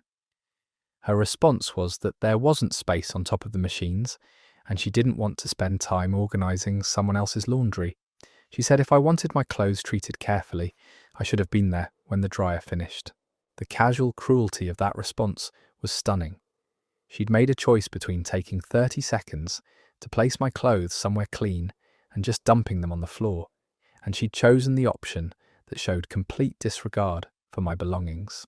I told her that 10 minutes wasn't an unreasonable delay and that basic decency would have been to at least keep my clothes off the dirty floor. She said laundry rooms operated on a first-come, first-served basis and that people who left their stuff unattended had to accept the consequences. She acted like throwing someone's clothes on the floor was a natural consequence of being 10 minutes late, rather than a choice she'd made to be inconsiderate. The conversation was clearly going nowhere. This woman had decided that her convenience was more important than basic respect for other people's property, and no amount of explaining was going to change her mind. I gathered up all my clothes and went back upstairs to sort through what needed to be re-washed. Pretty much everything, since I couldn't tell what had touched the floor and what hadn't, and I wasn't about to wear clothes that might have basement grime on them. As I was loading my washing machine again, I kept thinking about how this woman had looked at my scattered clothes and felt no remorse whatsoever.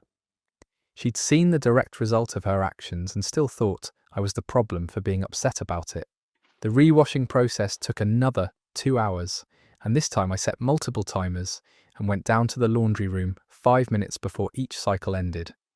I wasn't taking any chances with my clothes ending up on the floor again. Over the next few days, I found myself getting angry about the incident at random moments, not just about the inconvenience of having to re-wash everything, but about the principle of it.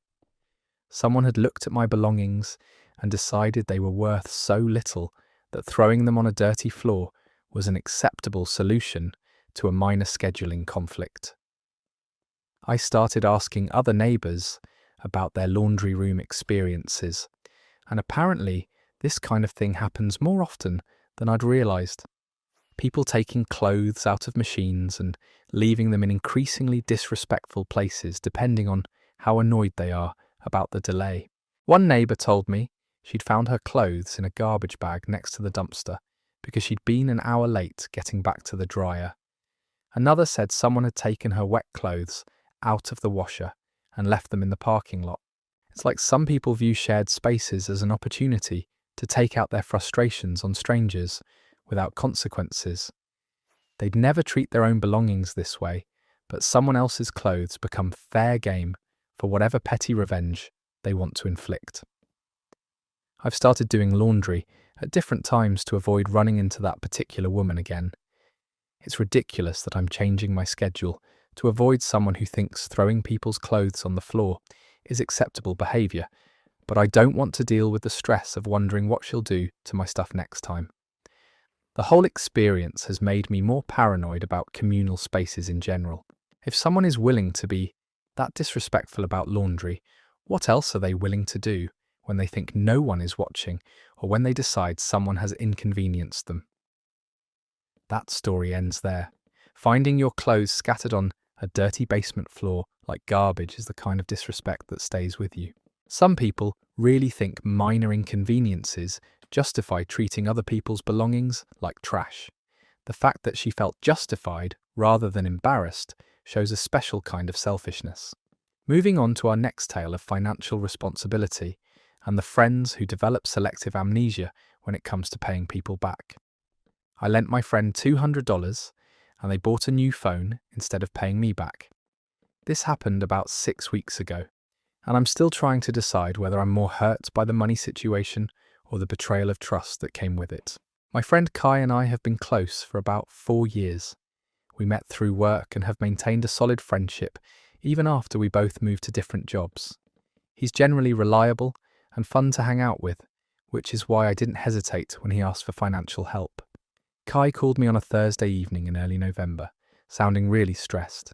He explained that his car had broken down and he needed it fixed immediately because he couldn't afford to miss work. The repair was going to cost around $400, but he only had $200 in his checking account. He asked if I could lend him the other $200 to cover the repair and promised he'd pay me back as soon as he got his paycheck the following Friday. He said he was embarrassed to ask but didn't have anyone else he could turn to for that kind of money. I felt bad for Kai and wanted to help him out. Car problems are one of those emergencies that can really mess up your life if you can't afford to fix them quickly. I transferred him the money that night and told him not to worry about paying me back right away if he needed time to get his finances sorted out. Kai was incredibly grateful and said he'd never forget that I'd helped him when he really needed it. He promised he'd have the money back to me within 2 weeks at the latest. The following Friday came and went without any mention of repayment from Kai.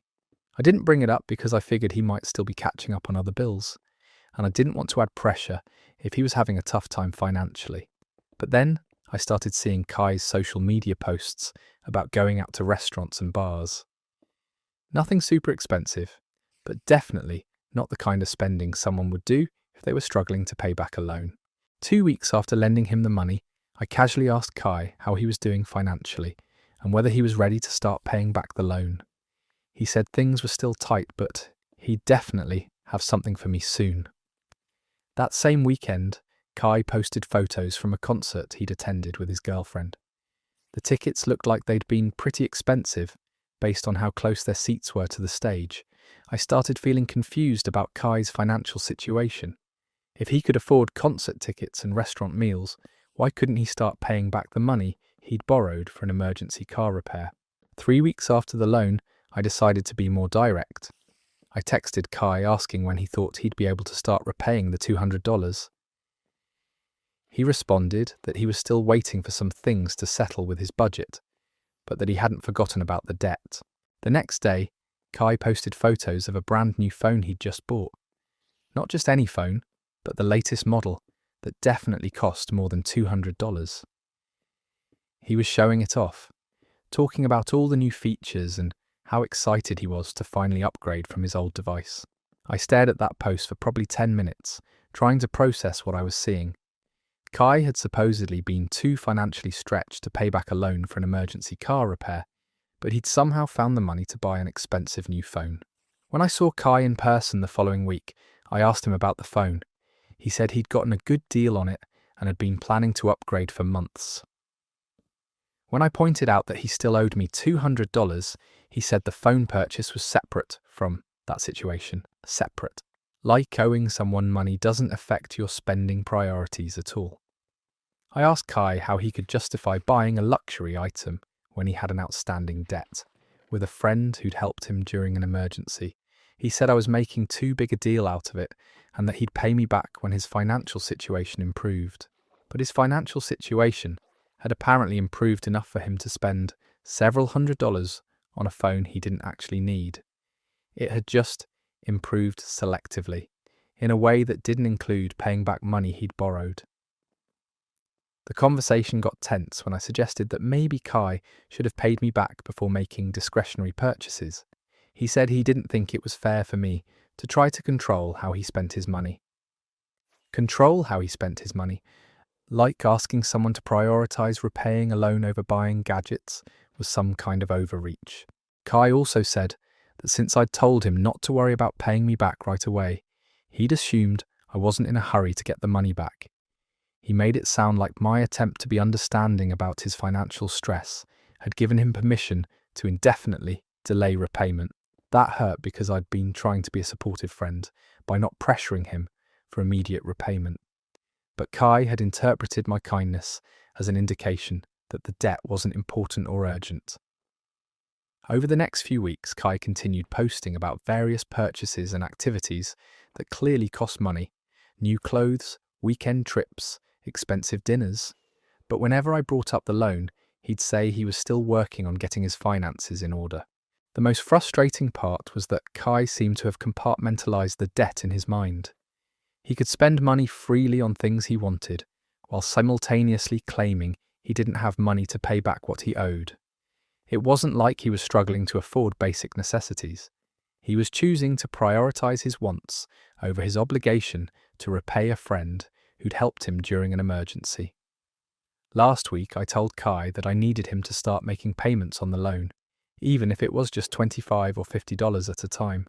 I said I understood that $200 might be difficult to pay back all at once, but that some progress would show good faith. Kai said he'd try to come up with something, but he seemed annoyed that I was bringing it up again. He made it sound like I was being impatient and unreasonable for expecting repayment after 6 weeks. Since then, Kai has been less responsive to my texts and seems to be avoiding making concrete plans to hang out. It's like he's uncomfortable around me now because of the money situation, but instead of resolving it by paying me back, he's chosen to create distance in our friendship. The irony is that if Kai had just been honest about his priorities from the beginning, I might not have lent him the money. If he'd said he wanted to buy a new phone but needed help with car repairs first, I would have understood that my loan was essentially funding his discretionary spending.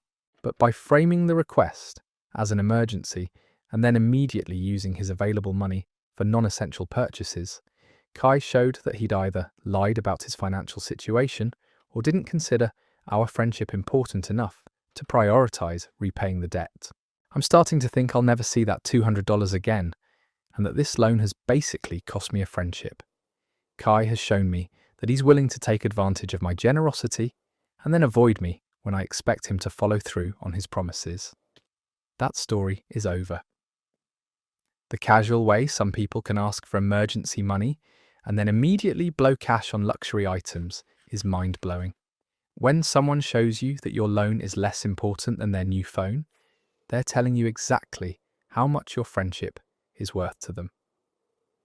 Moving into our next story, where we discover that some neighbours think property lines are more like suggestions than actual boundaries. My neighbour mows half my lawn without asking. I moved into my current house about 8 months ago, and while most of my neighbours have been normal and friendly, there's one situation that's been driving me absolutely crazy since spring started. My neighbour Ivy lives in the house directly next to mine. She's probably in her 60s, retired, and seems to spend most of her free time working in her yard. Her lawn is absolutely pristine, like something you'd see in a gardening magazine. Every blade of grass is the perfect height. Her flower beds are meticulously maintained, and everything looks professionally landscaped. My yard, on the other hand, is fine but not spectacular.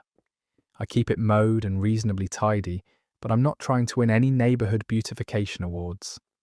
I work full-time and would rather spend my weekends relaxing than obsessing over lawn care. The boundary between our properties is pretty clear. There's a small decorative fence that runs along most of the property line, and where there isn't a fence, you can easily see where one yard ends and the other begins based on different grass types and landscaping choices. The first time I noticed something weird was in late April. I came home from work to find that my front lawn looked strange. Half of it was perfectly mowed with precise lines, while the other half was still at its normal height, waiting for me to cut it over the weekend. At first I thought maybe I was losing my mind or misremembering what my yard had looked like that morning. But when I looked more closely, I could see the exact line where someone had stopped mowing, and it ran right through the middle of my property. I figured it had to be some kind of mistake. Maybe a lawn service had gotten confused about which house they were supposed to be working on, or maybe someone had accidentally crossed property lines while mowing their own yard. The next weekend I mowed the rest of my lawn, so everything matched. Problem solved, or so I thought.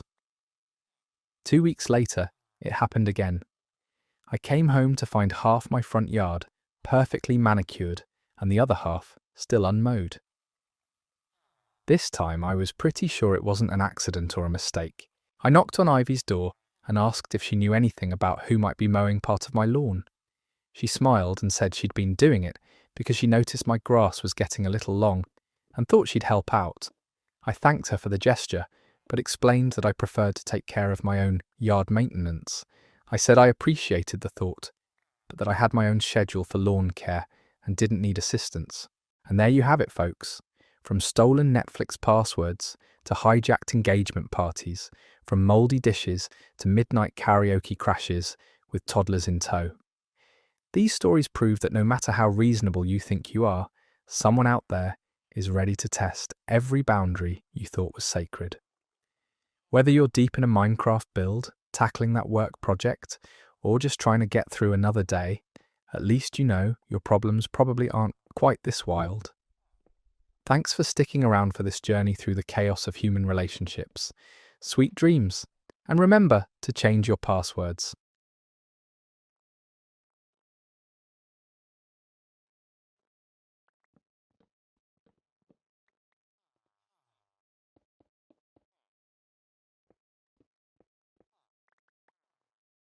Our next story comes from someone who's dealing with a friend that has mastered the art of selective amnesia.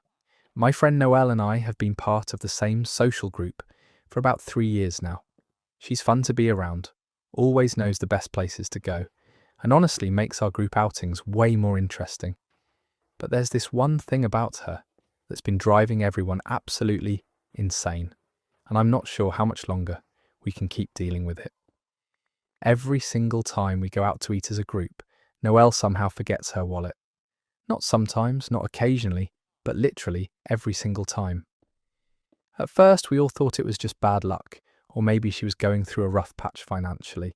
We're all friends here, so obviously we'd cover for each other when needed. The first few times it happened, she seemed genuinely embarrassed about it. She'd pat down all her pockets, dig through her purse, and apologise profusely while promising to pay us back later.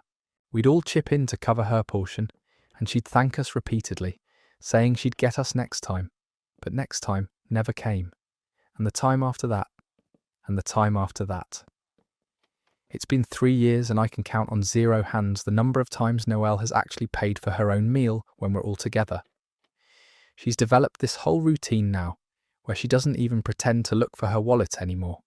She just sits there while the check comes, makes casual conversation about dessert or weekend plans, and waits for the rest of us to figure out how to split her portion. Last month we went to this nice Italian place for my birthday dinner, 8 of us total, including Noelle. The bill came to about $200, which would have been $25 each if everyone paid their fair share. But of course Noelle did her usual disappearing wallet act, so the rest of us had to cover her $40 portion on top of our own meals. The thing that really got to me was how she acted about it. No embarrassment, no apologies, no promises to pay anyone back. She just thanked us casually, like we'd held the door open for her, then immediately started talking about where we should go for drinks next. My friend Tyler pulled me aside afterward and said he'd been keeping track. In the past 6 months alone, our group has collectively paid for Noelle's meals to the tune of almost $300. That's not including drinks, tips, or the times we've covered her for movies, bowling, or other activities. But here's the really infuriating part. Noelle has money. Like, decent money. She works a good job in marketing, drives a newer car than most of us, and is constantly posting on social media about her shopping hauls and weekend trips. Just last week, she posted photos of herself at some expensive spa resort, getting massages and drinking champagne by the pool. 2 weeks ago, I decided to test something. I suggested we all meet up at this casual burger place that I knew Noelle really liked. I specifically chose somewhere inexpensive, so money wouldn't be an excuse. When she agreed to come, I made her the check came. Noelle did her usual routine point of mentioning that I was running low on cash and hoping the bill wouldn't be too crazy. Sure enough, but this time, when everyone started reaching for their wallets, I spoke up. I said, "Hey Noelle, since I mentioned I'm tight on money my portion, I'll get you back this week. Would you mind covering next time?" The look on her face was priceless the first time in months, shifting in her seat and GL. She suddenly looked uncomfortable, for she thought she had cash but maybe left dancing around the table. She mumbled something about how her wallet in her other purse. Then she started making excuses about needing to check her bank balance, and maybe we could work something out later. The tables were turned. Within 5 minutes, she'd somehow managed to find her wallet, and pay was fascinating to watch her scramble when for her own meal, though she made a big show of counting her bills and sighing about how tight money was for everyone these days. The most ridiculous part came later that evening. I was scrolling through Instagram and saw that Noelle had posted a story from some upscale cocktail bar across town. She was with different friends, ordering what looked like expensive craft cocktails and appetizers. The timestamp showed it was less than 2 hours after she'd claimed to be broke at dinner. I showed the story to Tyler, and he just shook his head. He said he'd been thinking about having a conversation with Noelle about this whole pattern, but wasn't sure how to bring it up without causing drama in the group. The thing is, we all genuinely like Noelle as a person. She's entertaining, she's always up for an adventure, and she brings a certain energy to our group that makes everything more fun. But this wallet thing has become such a consistent issue that it's starting to affect how we plan activities. Some people in our group have started suggesting we only do things that don't involve spending money when Noelle's around. Others have proposed that we all just start Venmo requesting her for her portion after every meal, but that feels weird and confrontational, and honestly, we shouldn't have to become accountants just to hang out with a friend. Last weekend we were planning a group trip to this new restaurant everyone's been talking about. It's a bit pricey, but we figured it would be worth it for a special occasion. When someone mentioned inviting Noelle, the group chat went quiet for a while. Finally, Tyler wrote that maybe we should keep it to just the people who were definitely planning to pay their own way. It felt awful to exclude her, but at the same time, nobody wanted to get stuck with an extra $60 or $70 bill on top of their own expensive meal. The fact that we're now planning activities around Noelle's wallet amnesia shows how much this has affected our group dynamic. I keep going back and forth about whether to say something directly to her. Part of me thinks she has to know what she's doing at this point. It's been 3 years and dozens of meals. There's no way someone can be that consistently forgetful about something so important. But another part of me wonders if she's somehow convinced herself that this is just how friend groups work. Maybe she thinks we all take turns covering for each other, even though the rest of us have never once forgotten our wallets or expected others to pay our way. The weirdest thing is that she's generous in other ways. She'll offer to drive when we're all going somewhere together. She remembers everyone's birthdays and brings thoughtful gifts. She's the first person to offer emotional support when someone in the group is going through a tough time. It's like she has this blind spot specifically around paying for things when we're all together. Or maybe it's not a blind spot at all, and she's just figured out that we're all too polite to call her out on it. Either way, something has to change. Tyler suggested we all start only bringing enough cash to cover our own meals, so there's literally no way for anyone to cover someone else. But that seems extreme. And what happens if someone legitimately forgets their wallet or has a card get declined? I think the most frustrating part is that this could be solved so easily. If Noelle just acknowledged what was happening and made an effort to change, we could all move past it. But instead, she continues to act like this is perfectly normal behaviour, which makes the rest of us feel crazy for being bothered by it. That story ends there. The sheer consistency of the wallet amnesia is almost impressive in its audacity. 3 years and dozens of meals without ever paying is basically a masterclass in freeloading. The fact that she can afford spa weekends but suddenly becomes broke when the dinner check arrives shows this is definitely intentional. Speaking of people with interesting interpretations of boundaries, this next story involves someone who took property ownership into their own hands. My neighbour Ethan and I have been living next to each other for about 2 years now, and for the most part, things have been pretty peaceful. He keeps his yard neat, doesn't throw loud parties, and generally minds his own business. But last month, he did something that has me questioning everything I thought I knew about property lines and basic human decency. I came home from work on a Tuesday evening to find construction noise coming from the side of my house. When I walked around to investigate, I saw Ethan and what appeared to be a professional fence installation crew putting up a brand new 6-foot privacy fence. At first I was actually happy about it. Privacy fences make good neighbours, right? Plus his old chain link fence was pretty ugly and didn't provide much visual separation between our properties. I figured he was upgrading, and maybe the new fence would even increase both of our property values, but as I watched them work, something started to look off. The fence seemed to be positioned much closer to my house than the old one had been. I grabbed a tape measure and started checking distances from various landmarks, and that's when I realised what was happening. Ethan wasn't just replacing his fence, he was moving it, about 3 feet into my yard. The new fence was cutting off a significant portion of my side yard, including the area where I keep my garbage cans and part of my driveway. It also blocked access to my electrical meter and air conditioning unit, which were now on his side of the fence. I walked over to where Ethan was supervising the installation and politely asked him about the fence placement. He looked at me with this completely straight face and said, "What do you mean?" The line was always here. I pointed out that his old fence had been 3 feet closer to his house, and that this new placement was clearly on my property. He just shrugged and said, "I think you're confused about where the property line actually is. This is where it's always been." The confidence with which he said this was almost impressive. He wasn't being defensive or apologetic. He was stating it like a simple fact, as if I was the one who was mistaken about where my own property ended. I told him I'd need to check my property survey and get back to him. He said that was fine, but the fence installation was going to continue because he'd already paid for it, and the crew was on a tight schedule. That evening I dug through all my home buying paperwork and found the official property survey that had been done when I purchased the house. Sure enough, the survey clearly showed that the new fence was about 3 feet inside my property line. I made copies of the survey and went over to Ethan's house the next morning.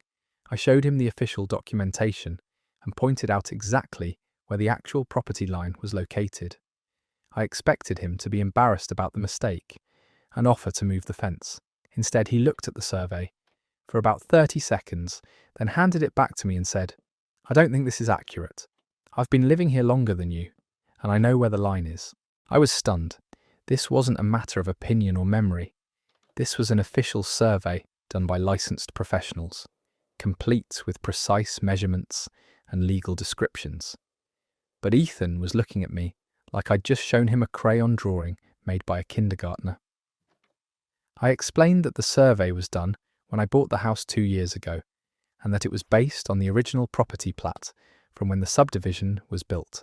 Ethan just shook his head and said, "Well, that doesn't match what I know to be true." At this point, I was starting to get frustrated. I asked him if he had any documentation showing where he thought the property line was. He said he didn't need documentation because he'd been maintaining that area for years, and everyone knew it was his property. The conversation was going nowhere, so I told him I'd be contacting the city to have them come out and verify the property line.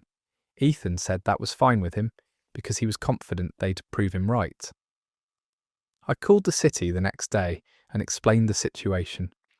They said they could send someone out to verify the property line, but it would take a few weeks to get on their schedule.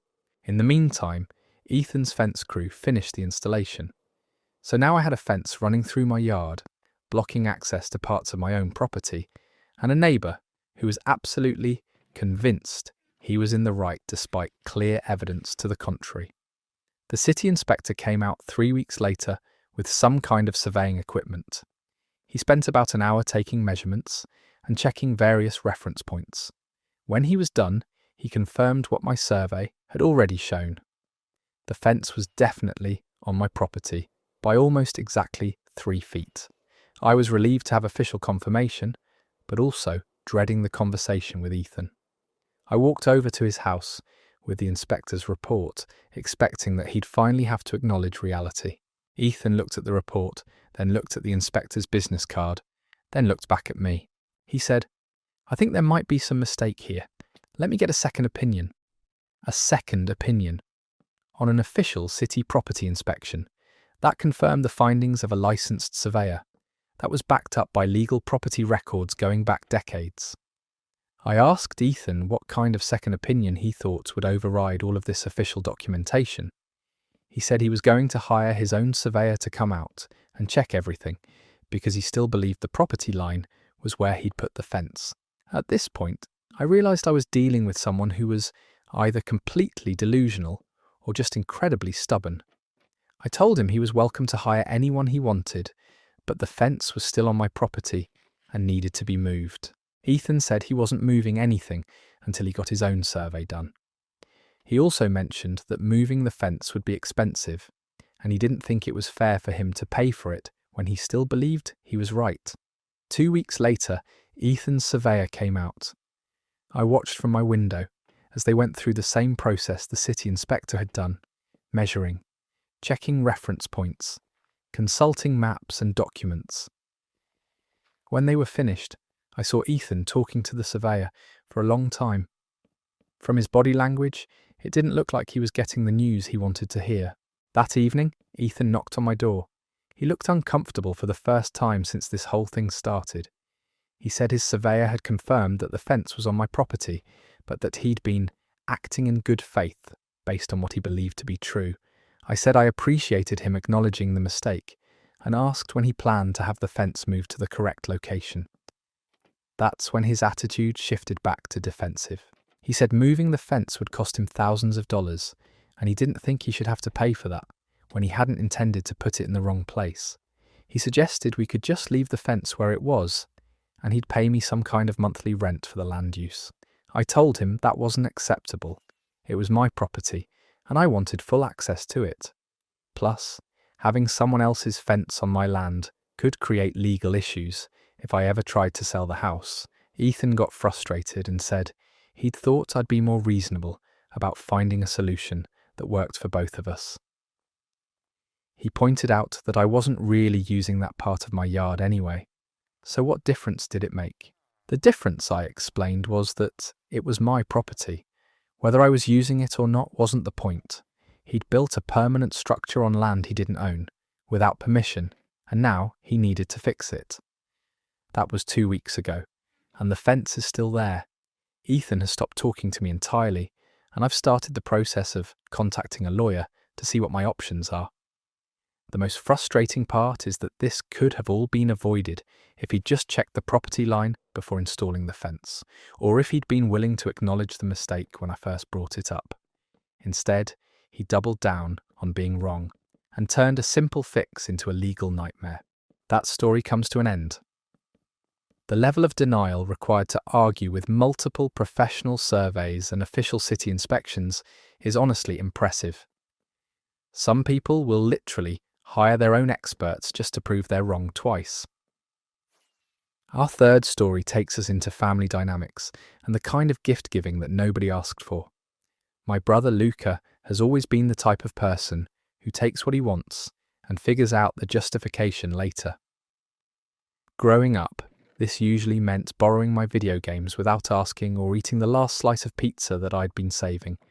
Annoying, but typical sibling stuff that you learn to live with. What he did last month, though, crossed a line that I didn't even know existed. I've been playing guitar since I was 12 years old. My parents bought me this beautiful acoustic guitar for my 13th birthday, and it's been with me through everything. High school talent shows, college dorm room jam sessions, late nights writing songs when I couldn't sleep. It's not expensive or rare, but it's mine in a way that goes beyond ownership. The guitar has stickers on it from places I've travelled, worn spots where my fingers have played the same chords thousands of times, and a small crack near the bridge that happened when I accidentally knocked it over during a particularly enthusiastic practice session sophomore year. It's got character, history, and sentimental value that you can't put a price tag on. Luca knows all of this. He's heard me play that guitar hundreds of times over the years. He's seen how much it means to me, how it's basically an extension of who I am as a person. 3 weeks ago, I went to my parents' house for Sunday dinner, like I do most weekends. I usually bring my guitar along because my mum likes when I play after we eat. It's become this nice little family tradition where we all sit around the living room and I play whatever songs people request. But when I went to my old bedroom to grab the guitar from where I always keep it, it wasn't there. I checked the closet, under the bed, even behind the dresser, in case it had somehow fallen. Nothing. I went downstairs and asked my parents if they'd seen it anywhere. They both looked confused and said they hadn't touched it. My mum suggested maybe I'd left it at my apartment and just forgotten, but I was absolutely certain I'd brought it the previous weekend and left it in my room like always. That's when Luca walked in from the kitchen. I asked him if he'd seen my guitar anywhere, and the expression that crossed his face told me everything I needed to know before he even opened his mouth. He got this guilty, defensive look and started with, "Oh, about that," which is never a good way to start a sentence when someone is looking for something they care about. Turns out Luca had taken my guitar, not borrowed, not asked to use temporarily, but actually taken it. He'd given it to his girlfriend Sophia, who'd apparently mentioned that she wanted to learn how to play. When I asked why he didn't just ask me first or suggest that Sophia save up to buy her own guitar, Luca said, "She needed it more than you do. You barely play it anymore." This was completely untrue. I play that guitar several times a week, and Luca knows this because I've mentioned practicing for various songs or working on new material during our conversations. But even if I never touched it, that wouldn't give him the right to give it away. I told him I wanted it back immediately. Luca said that wouldn't be fair to Sophia because she'd already started taking lessons and was getting attached to it. He suggested I could just buy another guitar since they're all basically the same anyway. The casual dismissal of something that meant so much to me was almost more hurtful than the theft itself. This wasn't just any guitar. This was my guitar, with my memories and my history attached to it. You can't just replace something like that with a trip to the music store. I explained all of this to Luca, but he seemed genuinely puzzled by why I was so upset. In his mind, he'd done a good deed by helping his girlfriend pursue a new hobby. The fact that he'd stolen my property to do it didn't seem to register as problematic. My parents, who'd been listening to this conversation with increasing disbelief, finally stepped in. My dad told Luca that he needed to get the guitar back immediately, and my mum said she couldn't believe he'd taken something so personal without asking. But Luca doubled down. He said Sophia had already fallen in love with the guitar, and it would crush her to give it up now. He offered to pay me for it instead, as if this was some kind of business transaction, rather than him stealing something irreplaceable. I told him the guitar wasn't for sale at any price, and that if he didn't get it back by the end of the week, I'd go get it myself. Luca said that would be really awkward, because Sophia didn't know he'd taken it without permission. She thought he'd owned it and had generously given it to her. So not only had he stolen my guitar, but he'd also lied to his girlfriend about where it came from. Now she was innocently attached to something that was never his to give in the first place. The whole situation was getting more complicated by the minute, but I didn't care about awkwardness or hurt feelings. I wanted my guitar back. When the week passed and Luca still hadn't returned it, I drove to his apartment. Sophia answered the door, and I could see my guitar in the background, leaning against their couch. She seemed surprised to see me and invited me in.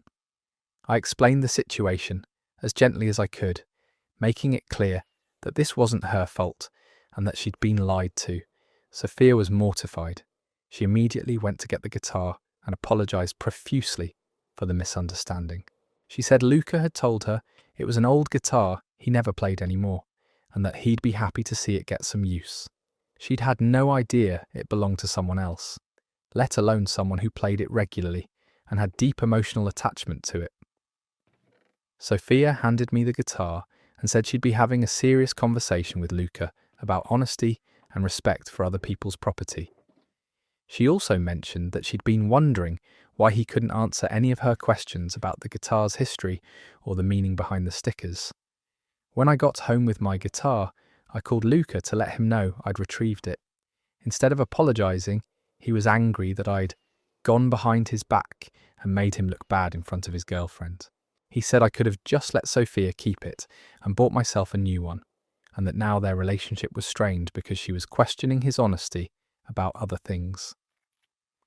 Apparently, this wasn't the first time he'd been creative with the truth about where certain items in their apartment had come from. I told him that maybe this would be a good opportunity for him to reflect on why taking other people's belongings without permission is wrong, regardless of his intentions. Luca said I was being dramatic and that family should help each other out. The conversation ended with him hanging up on me, and we haven't spoken since. My parents are disappointed in his behaviour, but they're also trying to stay neutral and hope we can work things out. I have my guitar back, which is what matters most. But the whole experience has made me realise that Luca has some fundamental issues with boundaries and respect that go way beyond typical sibling rivalry. The fact that he still doesn't understand why what he did was wrong is probably the most concerning part of all. That story ends right there. The entitlement of giving away someone else's treasured possession and then getting mad when they want it back is just staggering. At least Sophia had the decency to return it immediately once she learned the truth. Speaking of people who don't understand basic respect for other people's property, our next story involves a friend who brought some unwanted chaos to someone's living space. My friend Rosa and I have known each other since college, and she's always been a bit chaotic. Not in a malicious way, just in that scattered, disorganized way where she's constantly losing her keys or showing up 20 minutes late to everything. I've always found it kind of endearing, honestly. It's part of her charm. Rosa got a puppy about 6 months ago, this adorable little golden retriever mix named Benny. She's absolutely obsessed with this dog, which I totally get. He's cute, he's friendly, and Rosa needed something positive in her life after going through a pretty rough breakup earlier this year. The problem is that Rosa seems to think everyone else should be just as excited about Benny as she is, regardless of the circumstances or setting. Last weekend, I was hosting a small dinner party at my apartment. Nothing fancy, just 6 friends getting together to try out some new recipes and catch up. I'd spent most of Saturday cleaning the place, grocery shopping, and doing meal prep. My apartment isn't huge, but I'd managed to make it look pretty nice for company. Rosa texted me, about an hour before people were supposed to arrive, asking if it was okay if she brought Benny along. I hesitated because my apartment really isn't set up for dogs. I don't have a yard and my carpet is light-coloured and shows everything. Plus, I wasn't sure how the other guests would feel about having a puppy running around during dinner. But Rosa seemed really disappointed when I expressed these concerns, and she promised that Benny would be on his best behaviour. She said he'd been doing really well with his training lately, and that she'd keep him on a leash the whole time if necessary. Against my better judgment, I said okay. Rosa has been going through a tough time lately, and I didn't want to exclude her from something she was looking forward to. I figured we could make it work for a few hours. Rosa arrived right on time for once, which should have been my first warning sign that something was off. Benny was adorable. I'll give him that. He was excited to meet everyone, and seemed friendly enough, though he was definitely more energetic than Rosa had led me to believe. For the first hour or so, things went okay. Benny wandered around saying hello to everyone, begged for scraps from the kitchen while I was cooking, and generally just added to the social atmosphere. A couple of the other guests mentioned how cute he was, but then we all sat down to eat, and that's when the problem started. Benny apparently decided that the space under my dining table was the perfect place to relieve himself. Not once, but twice. The first time, I noticed the smell, but couldn't figure out where it was coming from until Rosa casually mentioned that Benny had had a little accident. I immediately got up to clean it, but Rosa just waved her hand and said, "Don't worry about it right now, just enjoy dinner." Like having dog urine soaking into my carpet was no big deal. The second accident happened about 20 minutes later, right in the middle of my living room. This time, everyone noticed immediately. The smell was unmistakable, and poor Benny was just standing there looking confused, while a puddle formed on my light grey carpet. I expected Rosa to jump up and start cleaning, or at least apologise profusely. Instead, she looked at the mess, looked at me and said, "That's what dogs do, he's still learning." That's what dogs do, as if this was some unavoidable natural phenomenon, like rain or gravity, rather than something that could have been prevented by taking the dog outside regularly or keeping him in a more controlled environment. I got up to grab paper towels and carpet cleaner, and Rosa finally offered to help, but in the most half-hearted way possible. She held the paper towels while I did the actual cleaning, and she kept making comments about how it wasn't that bad, and how the carpet would be fine. Meanwhile, our other friends were sitting at the dinner table, trying to pretend this wasn't happening, but I could tell everyone was uncomfortable. The whole atmosphere of the evening had shifted from relaxed and fun to awkward and tense. After I finished cleaning up the second mess, I suggested that maybe Rosa should take Benny outside for a walk to help him get settled. She said he'd already gone for a walk before they came over, and that he was probably just nervous in a new environment, but she didn't take him outside. She didn't put him on a leash. She just let him continue wandering around my apartment, and I spent the rest of the evening anxiously watching him and waiting for the next disaster. The third incident happened while we were having dessert. This time Benny knocked over a full glass of red wine that one of my guests had set on the coffee table. The wine went everywhere, soaking into the same section of carpet that he'd already peed on twice. At this point, I was done being polite. I told Rosa that she needed to take Benny outside, or take him home, because I couldn't deal with any more accidents in my apartment. Rosa got defensive and said I was being unfair to Benny, who was just a puppy and couldn't help it. She said if I didn't want dogs in my apartment, I should have said so from the beginning, instead of letting her bring him and then getting mad about normal puppy behaviour. I reminded her that I had expressed concerns about having a dog over, and that she'd promised he would be well behaved. 3 accidents in 2 hours didn't exactly qualify as well behaved in my book. Rosa said she thought I'd be more understanding since I knew how much Benny meant to her. She packed up her things and left early, taking Benny with her, but not before making it clear that she felt I was being unreasonable and unwelcoming. The rest of my guests stayed for another hour or so, but the mood never really recovered. Everyone was polite about it, but I could tell they felt awkward about the whole situation. One friend even offered to help me clean the carpet more thoroughly, which was sweet but also embarrassing. After everyone left, I spent 2 more hours trying to get the smell and stains out of my carpet. Even with professional-grade carpet cleaner and a rented steam cleaner, there are still faint marks where the accidents happened. The most frustrating part is that Rosa still doesn't seem to understand why I was upset. She texted me a few days later with a casual, "Hey, what's up?" as if nothing had happened. When I mentioned that I was still dealing with carpet cleaning, she said, "Oh yeah, sorry about that," in the most dismissive way possible. She hasn't offered to pay for professional cleaning, hasn't acknowledged that bringing an untrained puppy to someone else's apartment might not have been the best idea, and certainly hasn't apologised for ruining my dinner party. I love Rosa as a friend, but this whole experience has made me realise that she has some serious blind spots when it comes to taking responsibility for her choices. Bringing a puppy to someone's home is a big ask, and when that puppy causes damage, the appropriate response isn't to shrug and blame it on the dog being young. That story comes to an end. The complete lack of accountability and the "that's what dogs do" attitude would drive anyone up the wall. If you're going to bring your pet somewhere, you're responsible for whatever chaos they create. Moving on to our next tale of family boundaries, this one involves some creative interpretations of borrowing and lending. My cousin Kai called me 3 weeks ago in what sounded like a genuine panic. His voice was shaky and he was talking faster than usual, which is saying something because Kai normally talks pretty fast. He said he was in serious financial trouble and needed help. According to Kai, his car had broken down and needed major repairs that would cost about $1,500. Without his car, he couldn't get to work, and without work, he couldn't pay his rent or any of his other bills. He was looking at a domino effect that would basically destroy his financial stability. I felt terrible for him.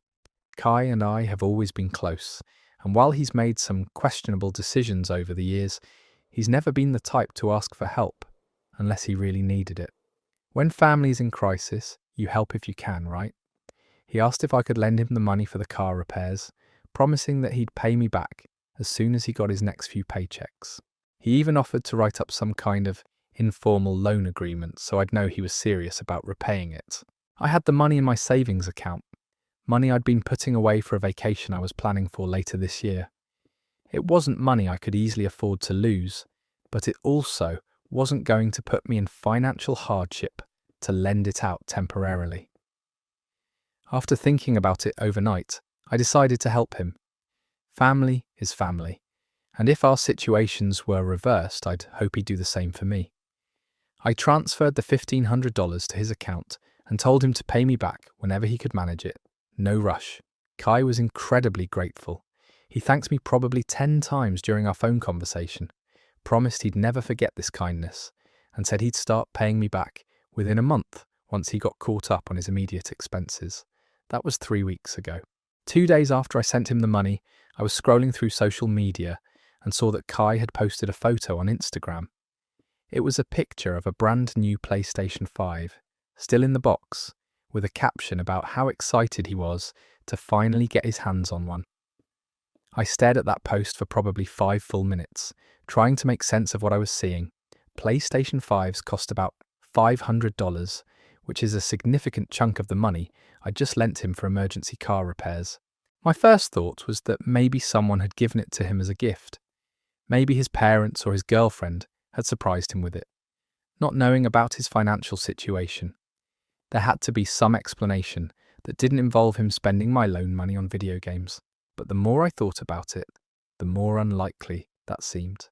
Kai had been dating the same girl for 2 years, and she was a grad student living on a tight budget. His parents were retired and living on a fixed income. Nobody in his immediate circle had the kind of disposable income to drop $500 on a surprise gift. I decided to call him and ask about it directly.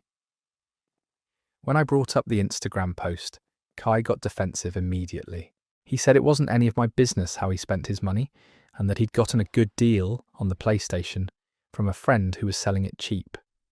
I pointed out that even a good deal on a PS5 would still cost a couple $100, money that he'd claimed not to have when he asked for the loan. Kai said that was different money from a side job he'd picked up, and that he was still planning to use my loan for the car repairs. But here's the thing, I drove past Kai's apartment complex the next week, and his car was sitting in the parking lot, looking exactly the same as it always had. No signs of recent repairs, no indication that he'd spent $1,500 getting it fixed. When I called him to ask about the car situation, Kai said the mechanic was still waiting for parts to come in, and that the repairs would probably happen next week. He said this with the same tone of voice he'd used to discuss what he wanted for lunch, completely casual and unconcerned. The following week, I saw more social media posts from Kai, pictures of him out at restaurants, at bars with friends, buying rounds of drinks, and generally living like someone who definitely wasn't in the middle of a financial crisis. I started to realize that I'd been played. When I confronted him about this pattern, Kai got angry and accused me of spying on him and trying to control how he lived his life. He said he was grateful for the loan, but that didn't mean I owned him or got to dictate his spending. I explained that I wasn't trying to control him, but that I'd lent him money for a specific emergency, and it was reasonable for me to expect that money to be used for that purpose. If he'd wanted a general loan to improve his lifestyle, that's a completely different conversation. Kai said I was being unreasonable and that he'd pay me back when he could, regardless of how he chose to spend money in the meantime. He seemed genuinely confused about why I was upset, as if borrowing money for car repairs and spending it on entertainment was perfectly normal behaviour. That conversation was 2 weeks ago, and I still haven't seen a penny of repayment. Every time I bring it up, Kai says he's still struggling financially and can't afford to pay me back yet. But his social media tells a different story, with regular posts about concerts, new clothes, and dinners out. The most frustrating part is that he still maintains the fiction about his car troubles. Last week he posted about how unreliable his car has been lately and how he's thinking about getting something newer and more dependable. As if the $1,500 I gave him for repairs just vanished into thin air. I've learned an expensive lesson about lending money to family members and about trusting people's word when they claim to be in crisis. Kai may genuinely believe that he deserves to enjoy himself while owing me money, but that's not how loans work in the real world. At this point, I'm not expecting to get the money back. I'm treating it as an expensive education about my cousin's character and my own gullibility, but the next time Kai calls with a financial emergency, he'll be calling someone else. That story wraps up there.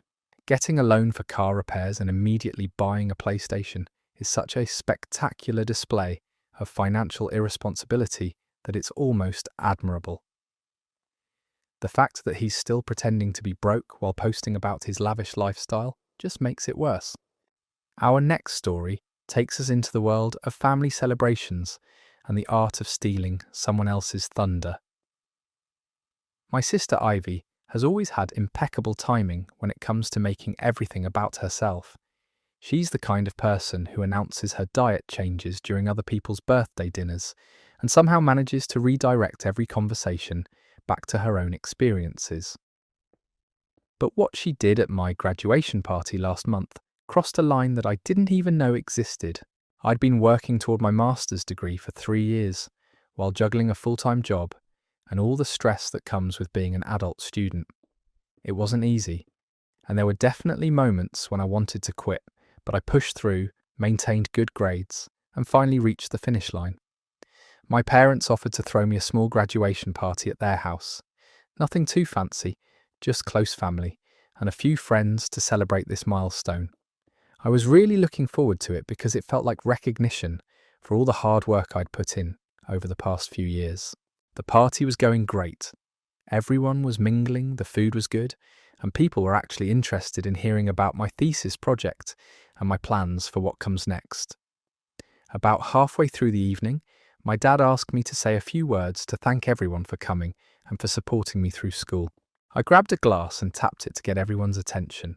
I started talking about how much their encouragement had meant to me, how challenging the program had been, and how grateful I was to have reached this goal.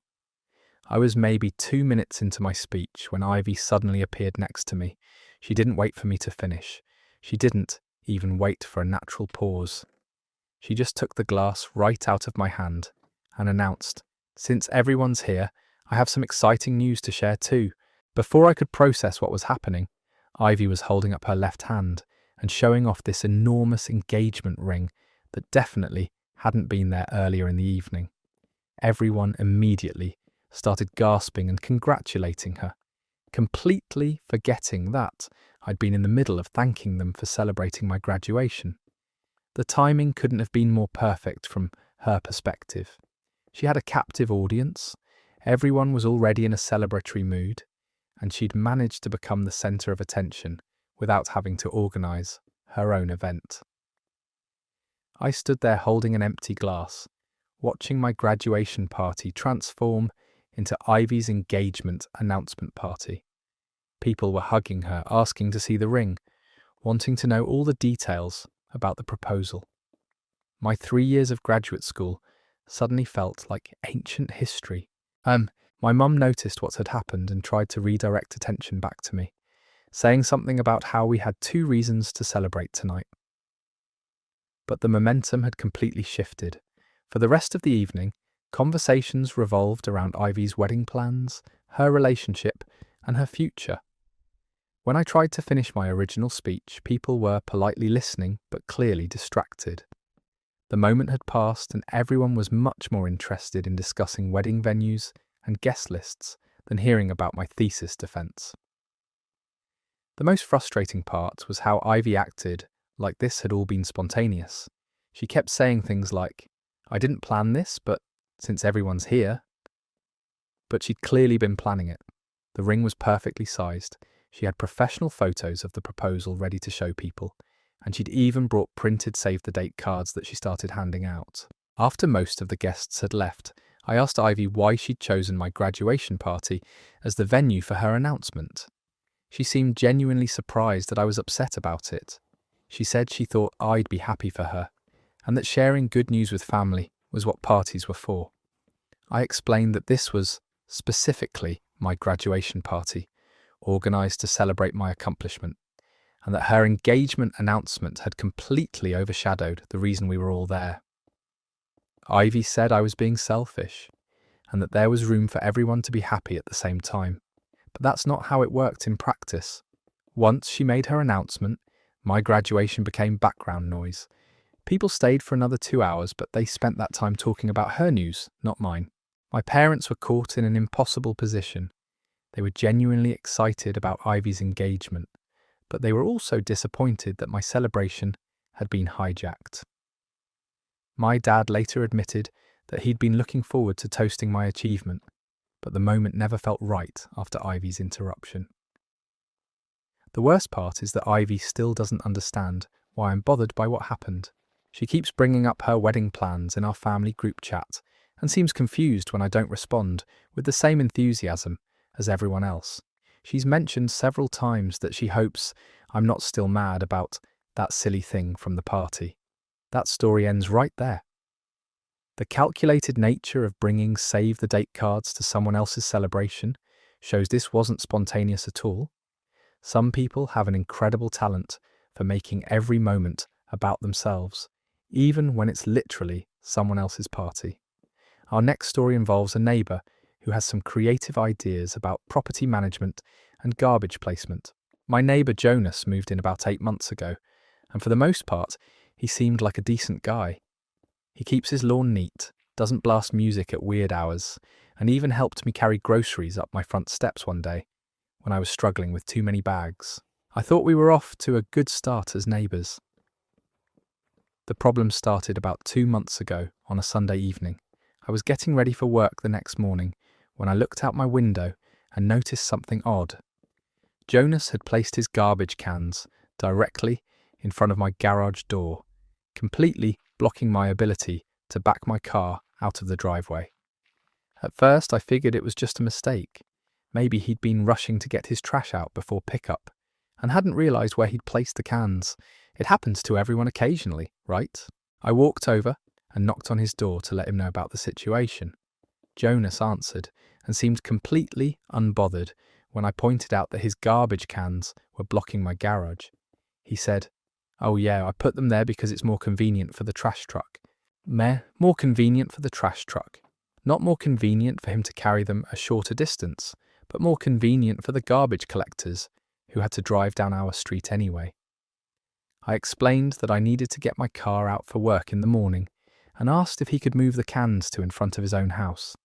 Jonas looked at me like I was being unreasonable and said, "The truck comes early, they'll be gone before you need to leave." I told him that wasn't the point and that I shouldn't have to worry about whether I could access my own garage based on his trash pickup theories. Jonas shrugged and said he'd think about it, but didn't make any move to relocate the cans that evening. The next morning, I had to walk outside at 6:30 to move his garbage cans myself before I could get my car out. They were heavy, and one of them had some kind of sticky liquid leaking from the bottom that got on my hands. Not exactly how I wanted to start my workday. I figured Jonas would realise this wasn't working and go back to putting his trash in front of his own house. But the following Sunday evening, the cans appeared in front of my garage again. This time, I was less polite about it. I went over immediately and told Jonas that he couldn't keep blocking my garage with his trash. He said he'd measured the distance from the curb to various points on the street, and that the spot in front of my garage was optimal for the truck's turning radius. Optimal for the truck's turning radius. This man had apparently conducted some kind of engineering analysis of our neighbourhood's waste management logistics and determined that my garage was the ideal location for his personal trash depot. I asked him if he'd ever considered asking me before conducting this optimization study on my property. Jonas said he didn't think it would be a problem since the cans were only there for a few hours overnight. But they weren't just there for a few hours. The trash pickup in our neighbourhood is inconsistent. Sometimes the truck comes at 7 in the morning. Sometimes it doesn't show up until late afternoon. Jonas's temporary garbage storage was potentially blocking my garage for up to 18 hours. I told him this wasn't negotiable and that he needed to find a different spot for his cans. Jonas got defensive and said I was being difficult about something that didn't really affect me that much. He pointed out that I could always park in my driveway instead of the garage if it was really such a big deal. The audacity of suggesting that I change my parking habits to accommodate his garbage placement strategy was honestly impressive. This wasn't his property. These weren't his decisions to make. And the convenience of the trash truck wasn't my responsibility.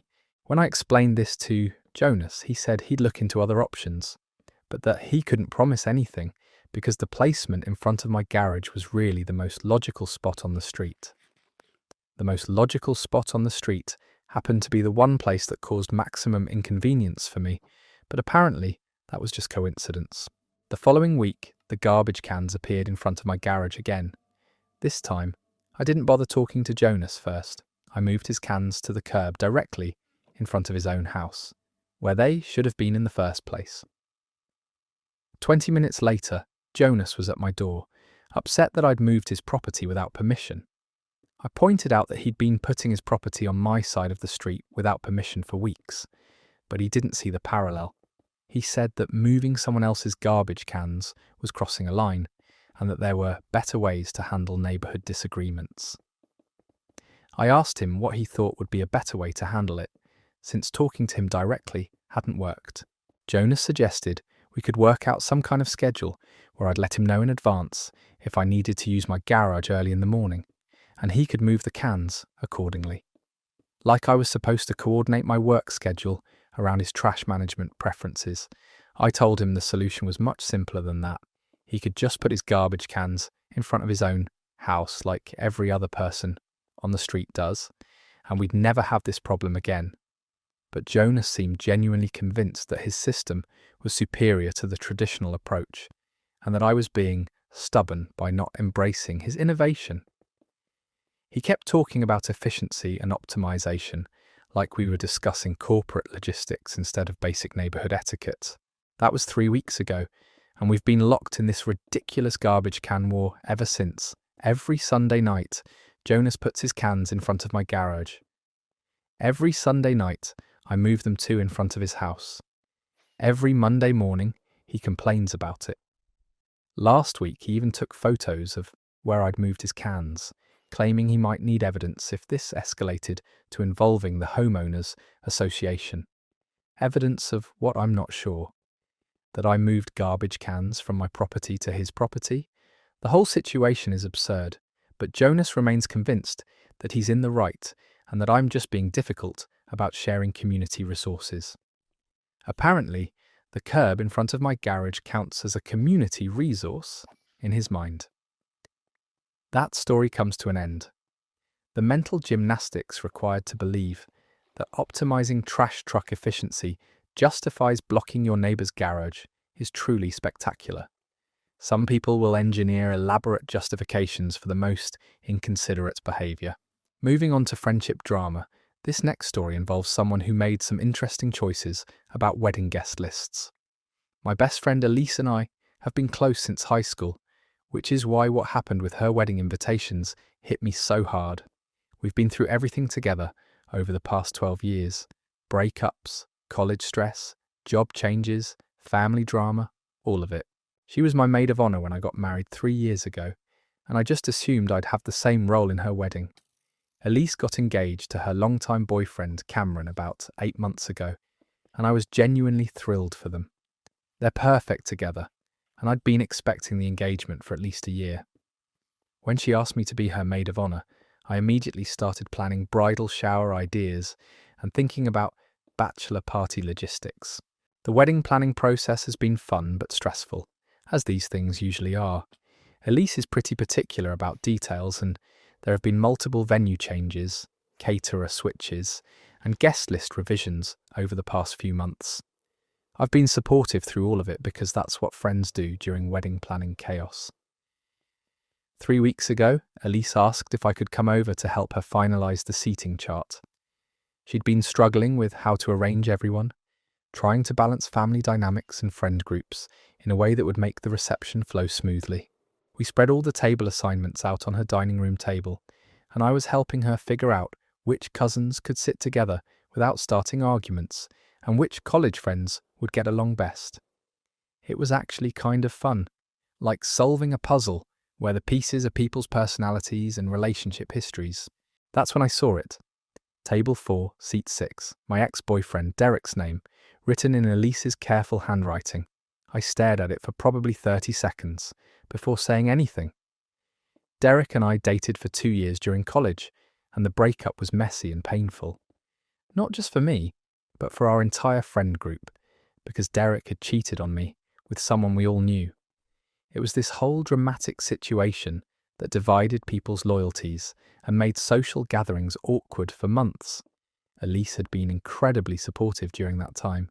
She'd helped me through the worst of the heartbreak, listened to me cry for hours, and even stopped hanging out with Derek for a while because she was so angry about what he'd done. She knew better than anyone how much that relationship had hurt me. I asked her why Derek's name was on the seating chart. Elise looked uncomfortable and said that Cameron had wanted to invite him because they'd stayed friends over the years, and she hadn't wanted to cause problems by saying no. But here's the thing that really bothered me. This wasn't a conversation we'd had before. Elise hadn't mentioned that Derek might be invited, hadn't asked how I'd feel about it, hadn't given me any heads up that I might be walking into my best friend's wedding and finding my cheating ex-boyfriend at table 4. I explained that seeing Derek at her wedding would be really difficult for me, especially in my role as maid of honour, where I'd be expected to smile and be gracious all evening.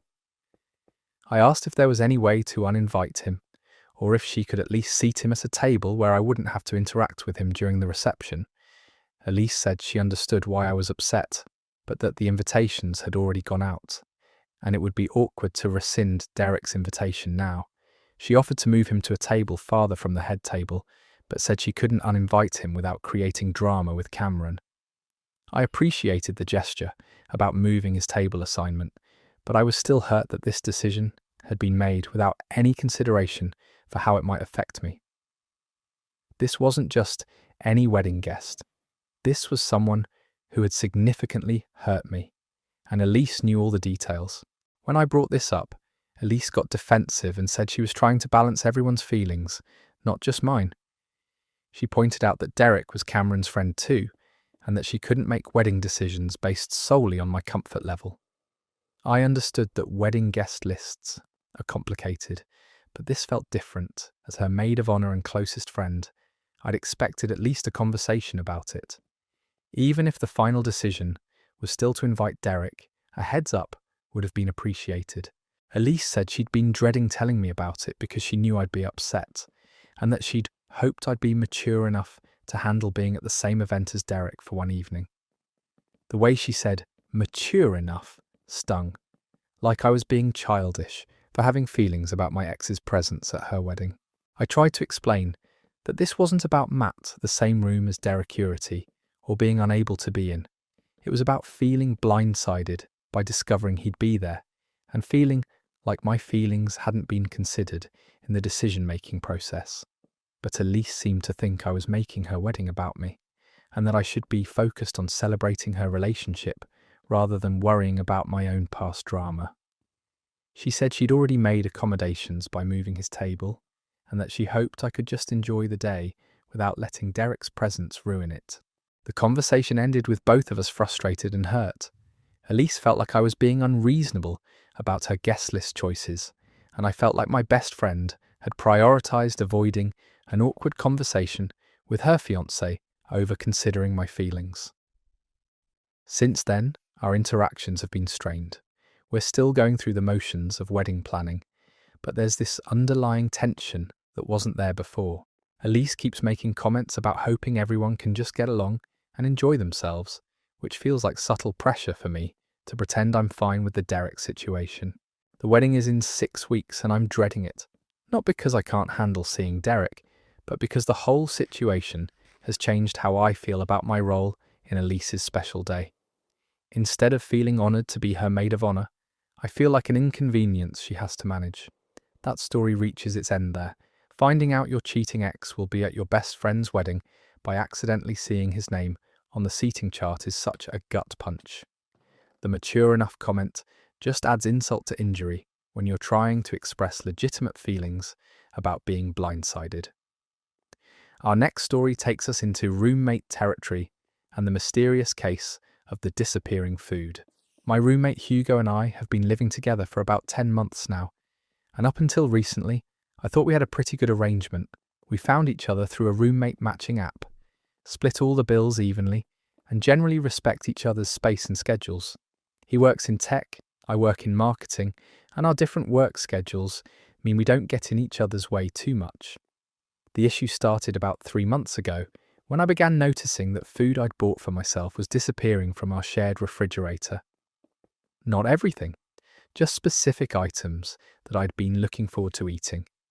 A container of leftover pasta from my favourite restaurant, a yoghurt I'd bought for breakfast, half a sandwich I'd saved from lunch. At first I thought I was just being forgetful. Maybe I'd eaten those things and somehow forgotten about it. Or maybe I'd miscounted how much food I'd brought home. It's easy to lose track of what's in the fridge when you're busy with work and social commitments. But then it started happening more frequently, and with items I was absolutely certain I hadn't touched, like the expensive cheese I'd bought for a recipe I was planning to make that weekend, or the leftover Chinese food that I'd specifically saved for dinner the next day. I started paying closer attention to what I was putting in the refrigerator and what was still there when I went to look for it. Sure enough, things were disappearing regularly. Not everything I bought, but enough that it was becoming noticeable and frustrating. The first time I brought it up with Hugo, I tried to be casual about it. I mentioned that some of my food seemed to be going missing and asked if he'd accidentally eaten anything that belonged to me. Hugo looked genuinely confused and said he hadn't touched any of my food. He suggested that maybe I was eating more than I realised, or that perhaps some items had gone bad and I'd thrown them away without remembering. He was so matter-of-fact about it that I started to doubt my own memory again. But the disappearances continued, and they were getting more obvious. The breaking point came when an entire leftover pizza vanished overnight. Not just a slice or two, the entire remaining half of a large pizza that I'd been planning to eat for lunch the next day.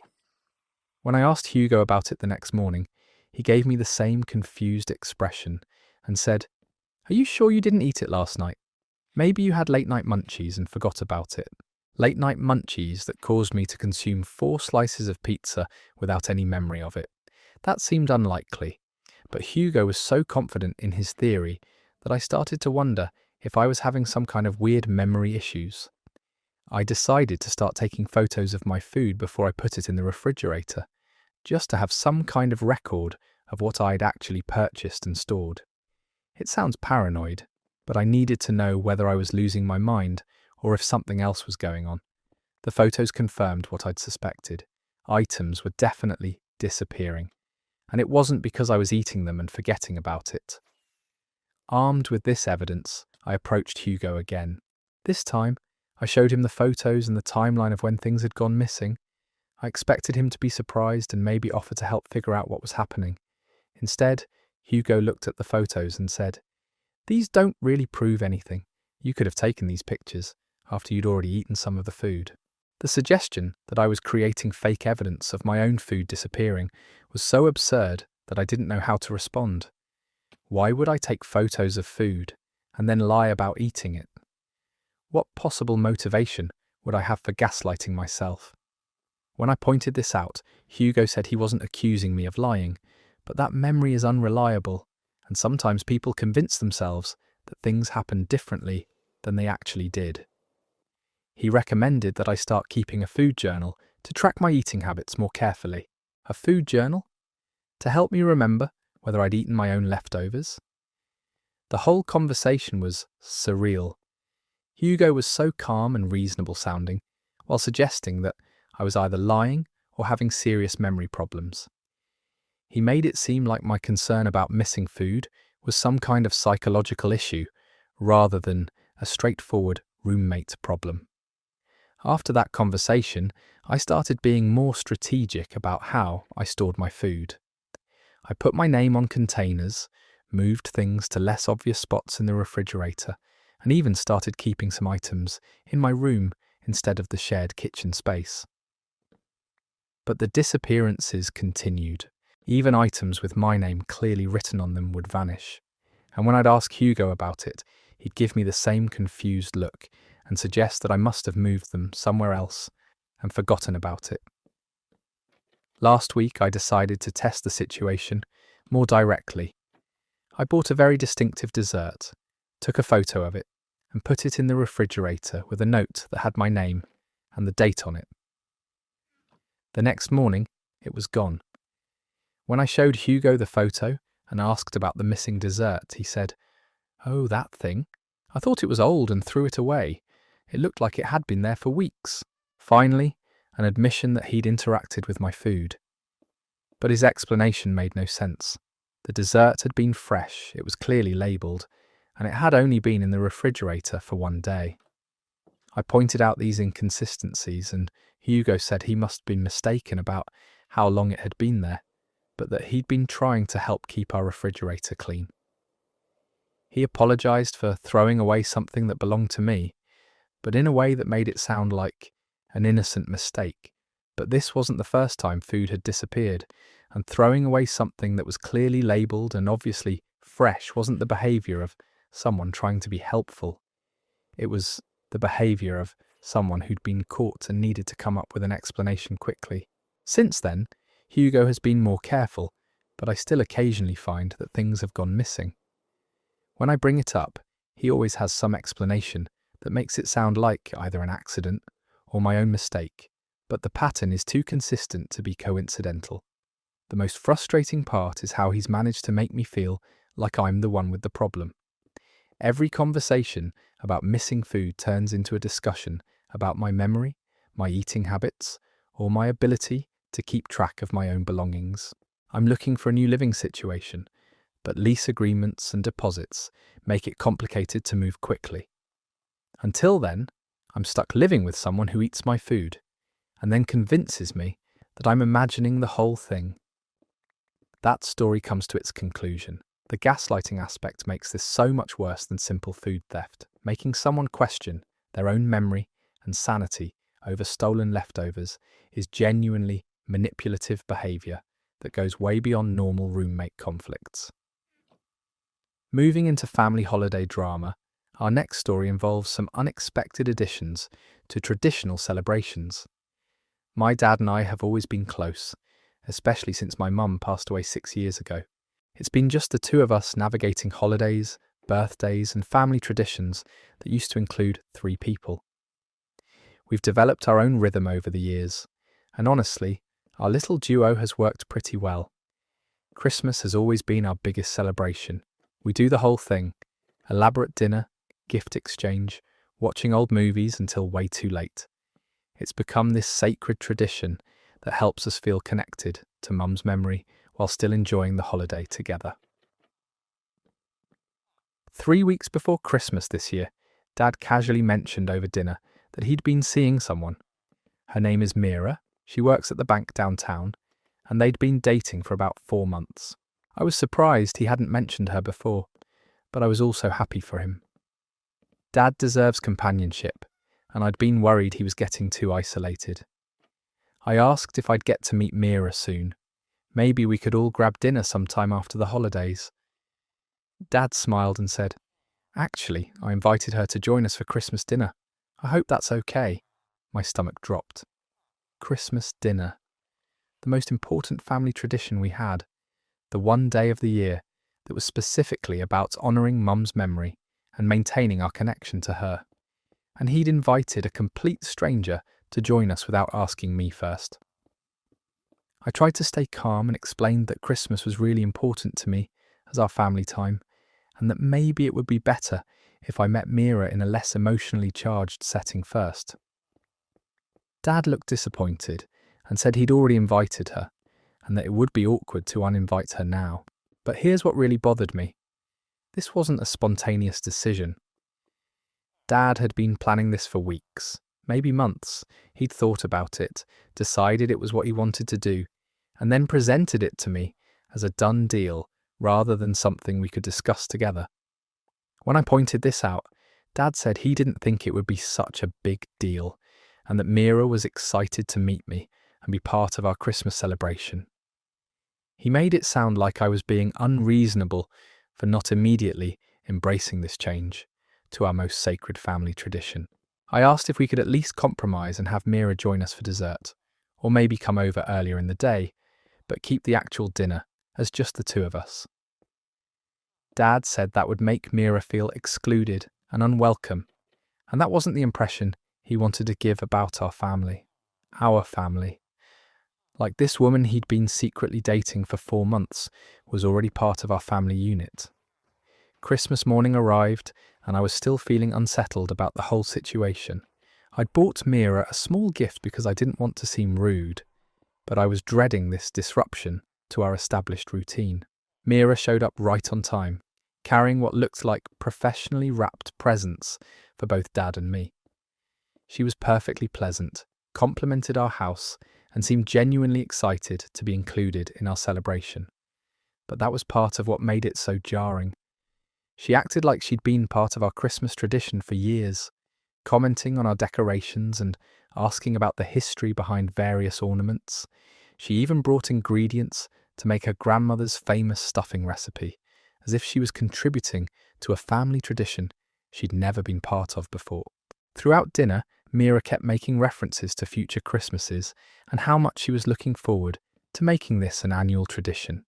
She talked about recipes she wanted to try next year and decorating ideas she had for our house. I found myself feeling protective of our traditions and my mum's memory in a way I hadn't expected. This wasn't about Mira being a bad person. She was actually quite lovely. But her presence changed the entire dynamic of our holiday in ways that felt permanent and irreversible. Dad was clearly happy to have her there, and I could see how much her enthusiasm meant to him. But every time she made a suggestion about next year or our family Christmas, I felt like our original family unit was being erased and replaced with something completely different. After dinner, when we were exchanging gifts, Mira gave me this beautiful photo album filled with pictures of Dad and me that she'd apparently collected from his house. She said she wanted to contribute to preserving our family memories and thought this would be a meaningful gift. The gesture was thoughtful, but it also felt presumptuous. She'd gone through our personal photos and created something that looked like it came from a family member I'd known for years, not someone I was meeting for the first time. When I thanked her for the gift, Mira said she hoped we could start creating new memories together, and that she was so grateful Dad had welcomed her into our family Christmas. The way she said our family made it clear she already considered herself a permanent part of our holiday tradition. Later that evening, after Mira had gone home, Dad asked how I thought the day had gone. I tried to be diplomatic and said she seemed nice, but that I wished we'd talked more about including her before it happened. Dad said he understood my concerns, but that he hoped I'd be more open to having Mira join us for future holidays. He pointed out how much effort she'd put into making the day special, and how happy it made him to share our traditions with someone he cared about. I realised that this wasn't going to be a one-time thing. Dad had made a decision about the future of our family celebrations, and my comfort level wasn't really part of the equation. Mira was going to be a permanent part of our Christmases going forward, whether I was ready for that change or not. That story ends there. The complete overhaul of sacred family traditions, without any discussion, is rough enough. But having someone act like they've always been part of the family on their first visit adds another layer of discomfort. Our next story involves someone who took landscaping initiatives into their own hands. My neighbour Theo has lived next to me for about 3 years, and we've always had a perfectly cordial relationship. We wave when we see each other, make small talk about the weather when we're both getting our mail, and generally coexist peacefully in our suburban neighbourhood. Theo takes great pride in his yard. He's got this perfectly manicured lawn, elaborate flower beds, and trees that are pruned with almost surgical precision. His property always looks like something out of a home and garden magazine, which I actually appreciate because it probably helps both our property values. My yard, on the other hand, is functional but not particularly impressive. I keep the grass cut and the weeds under control, but I'm not winning any landscaping awards. I work long hours and travel frequently for my job, so yard maintenance isn't exactly my top priority. Last Saturday morning I was having coffee on my back patio when I noticed Theo in his yard with what appeared to be a small tree and a shovel. He was measuring distances between various points in his garden and consulting what looked like a detailed landscaping plan. I figured he was planning another addition to his already elaborate yard design, so I didn't think much of it. Theo's always working on some kind of improvement project, and his attention to detail is honestly impressive, even if it's not my style. About an hour later, I heard digging sounds coming from the side of my house. When I walked around to investigate, I found Theo about 3 feet inside my property line, digging a hole for what appeared to be a fairly substantial maple tree. I stood there for a moment, trying to process what I was seeing. My neighbour was in my yard, digging a hole, apparently preparing to plant a tree, without having mentioned this project to me at any point. I approached Theo and asked what he was doing. He looked up from his digging and smiled, saying, "I'm planting this beautiful red maple for you. It's going to provide wonderful shade for your patio in a few years." For me, like this was some kind of surprise gift that I should be grateful to receive. I explained that while I appreciated the thought, I hadn't asked him to plant anything in my yard, and that I'd prefer to make my own decisions about landscaping changes to my property. Theo seemed genuinely puzzled by my reaction. He said the tree was a high-quality specimen that he'd selected specifically for my soil conditions and the amount of sunlight that area receives. He'd done research on the best varieties for our climate and had even paid extra for a tree that was already several years old. But none of that changed the fact that he was making permanent alterations to my property without permission. I told him I needed him to stop digging and remove the tree from my yard. Theo set down his shovel and looked at me like I was being unreasonable. He said, "You'll thank me in 5 years when this tree is providing beautiful shade and increasing your property value. I'm doing you a favour here, a favour that I hadn't asked for and didn't want." I explained that even if his intentions were good, I couldn't have him making landscaping decisions for my property. What if I had plans for that area? What if I was allergic to maple trees? What if I just didn't want a tree in that specific location? Theo waved off these concerns and said he'd chosen the location carefully to maximise the benefits for both of our properties. The tree would provide shade for my patio while also blocking an unsightly view of the neighbour's shed on the other side. He'd apparently conducted a comprehensive analysis of my property's landscaping needs and determined that this tree was exactly what my yard was missing. The fact that he'd never asked for my input on this analysis didn't seem to occur to him as problematic. When I continued to insist that he couldn't plant the tree without my permission, Theo got frustrated. He said he'd already invested money in purchasing a quality tree and had spent time researching the best placement for it. He didn't want to waste all that effort just because I was being stubborn about accepting help. Help that I hadn't requested, and that involved permanent changes to my property. I told Theo that regardless of his intentions or his investment, he couldn't plant anything in my yard without my consent. Theo argued that property lines were just arbitrary boundaries and that neighbours should work together to improve the overall aesthetic of the neighbourhood. He said my reluctance to accept his gift was selfish and short-sighted. I pointed out that property lines aren't arbitrary, they're legal boundaries that exist for exactly this reason. Just because he thought my yard would look better with a maple tree didn't give him the right to plant one without asking. The conversation was getting heated, so I told Theo he had until the end of the day to remove the tree and fill in the hole he'd dug. If he didn't, I'd be contacting the city about unauthorised landscaping on my property. Theo said I was being ungrateful and that most people would be thrilled to have a neighbour who cared enough to improve their property for free. He gathered up his tools and left the partially dug hole and tree exactly where they were. When I checked the next morning, the tree was gone, but the hole remained. There's now a 3-foot diameter crater in my side yard that I'll need to fill in myself, since Theo apparently felt that cleaning up after his unauthorised landscaping project wasn't his responsibility. We haven't spoken since the incident, but I've noticed him giving me cold looks when we cross paths in the neighbourhood. Apparently, refusing to let him plant unwanted vegetation in my yard has made me the villain in this situation. That story concludes right there. The confidence required to start digging holes in someone else's yard because you've decided they need better landscaping is truly something special. At least he took the tree with him when he left. Moving on to transportation troubles, our next story involves some unauthorised vehicle borrowing. My friend Juliet and I have been close since college, and she's always been a bit scattered when it comes to planning and organisation.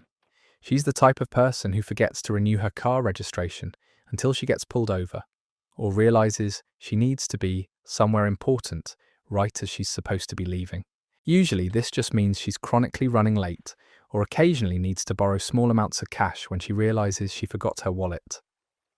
Mildly annoying but harmless personality quirks that I've learned to work around over the years of our friendship. Last month, we met up for brunch at this place downtown that we've been wanting to try. I drove separately because I had errands to run afterward, and we spent a couple hours catching up over mimosas and overpriced egg dishes. When it was time to leave, we walked out to the parking lot together. Juliet started patting down her pockets and digging through her purse with increasing panic, muttering about her car keys. After a few minutes of frantic searching, she remembered that she'd driven her roommate's car to brunch because her own car was in the shop.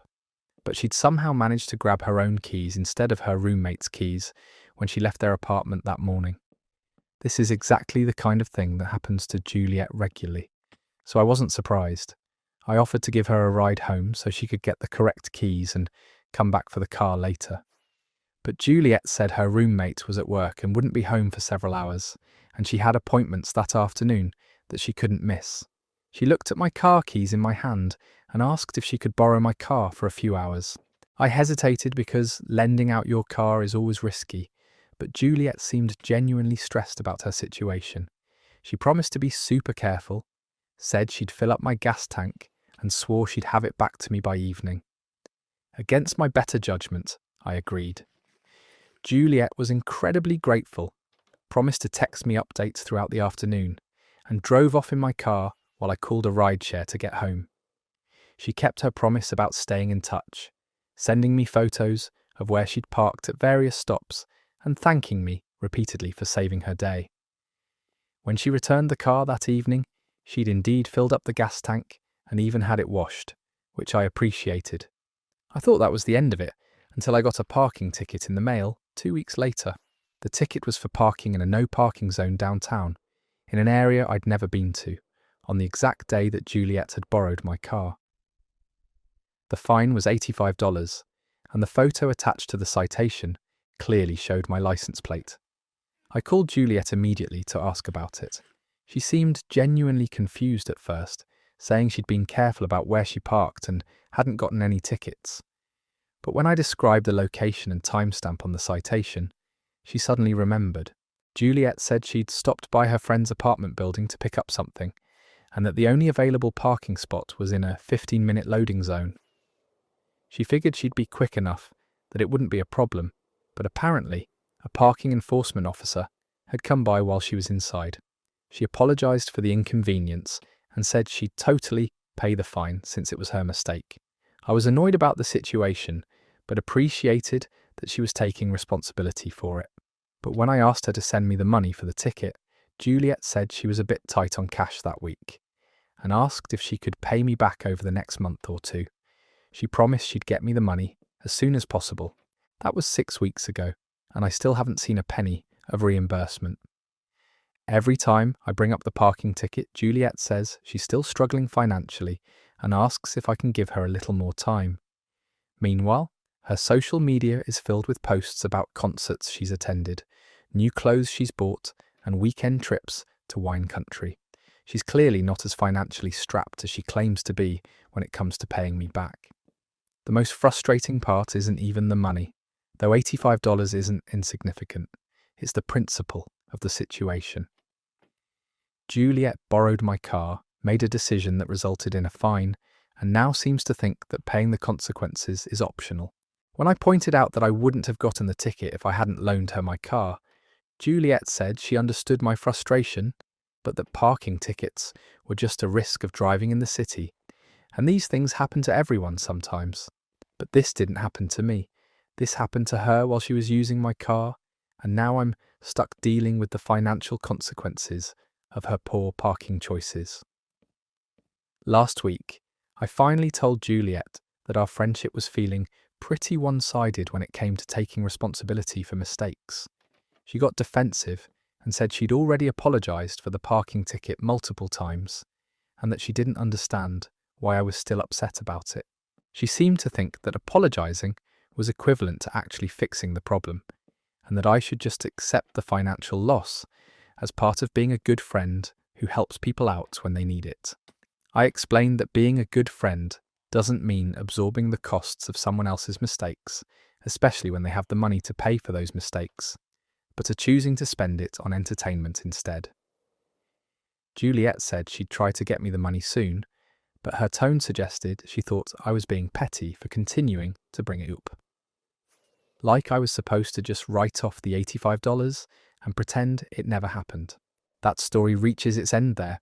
Getting a parking ticket because you let someone borrow your car is bad enough, but having them act like paying the fine is optional really takes it to another level. Some people treat apologies like their legal currency. Our next story takes us into the world of religious ceremonies and family commentary that nobody requested. My wife and I recently had our first child, a beautiful baby boy we named Theodore. After my grandfather, who passed away when I was young but left a lasting impact on our family. The name has deep meaning for us, representing strength, tradition, and connection to our family history. We decided to have Theodore baptized at the church where my wife and I were married, surrounded by close family and friends. It was supposed to be this beautiful, sacred ceremony marking our son's entry into our faith community and celebrating this important milestone in his young life.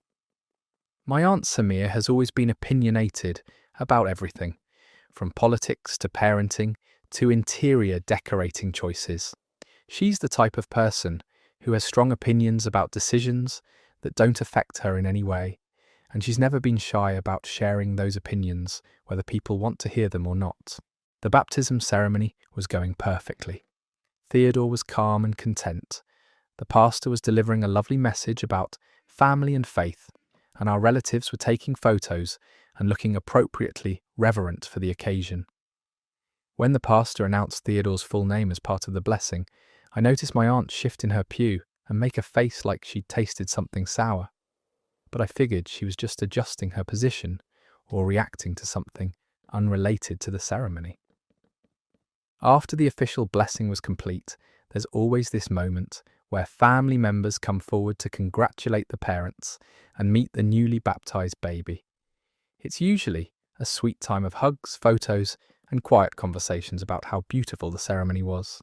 My aunt was one of the first people to approach us, and I expected the usual congratulations and comments about how well-behaved Theodore had been during the service. Instead, she looked down at my son and said in a voice loud enough for half the congregation to hear, "Theodore, really? That's such an old-fashioned name. Are you trying to turn him into an old man before he's even learned to walk?" Or the silence that followed was deafening. Everyone within earshot turned to stare at us, and I could see other family members exchanging uncomfortable glances. This was supposed to be a moment of celebration and blessing, and my aunt had just turned it into a public critique of our parenting choices. I was so shocked that I couldn't immediately respond. Who criticizes a baby's name during their baptism ceremony in front of the entire congregation, while the child is literally being welcomed into the faith community? My wife recovered faster than I did and said politely that we loved the name Theodore and felt it was perfect for our son. But you could hear the hurt in her voice, and I could see she was fighting back tears. My aunt continued, apparently oblivious to the fact that everyone was staring at her in horror. She said, "I just think you should consider what the other kids are going to say when he gets to school. Theodore sounds like someone's great-grandfather, not a little boy who wants to play soccer and make friends." At this point, other family members started trying to redirect the conversation. My mother stepped in and said something about how meaningful family names are, and my father suggested we should all move to the reception area for refreshments. But my aunt wasn't finished. She said, "I'm just saying, there are so many nice, modern names you could have chosen. Something that would help him fit in better with kids his own age. Theodore is going to sound so out of place on a playground." The pastor, who'd been standing nearby greeting other families, noticed the tension and approached our group. He made some diplomatic comment about how all names are beautiful when they're chosen with love, but I could tell he was uncomfortable with the disruption to what should have been a peaceful ceremony. My wife excused herself, and walked outside with Theodore, and I could see she was finally letting herself cry. This was supposed to be one of the happiest days of our early parenthood, and my aunt had managed to turn it into a source of stress and embarrassment. I followed my wife outside and found her sitting on a bench, holding Theodore and trying to compose herself. She said she couldn't believe that someone would choose a baptism ceremony as the appropriate time and place to criticize our choice of name for our son. When we came back inside, my aunt approached us again. I thought maybe she was coming over to apologize for her inappropriate comments, but instead she doubled down.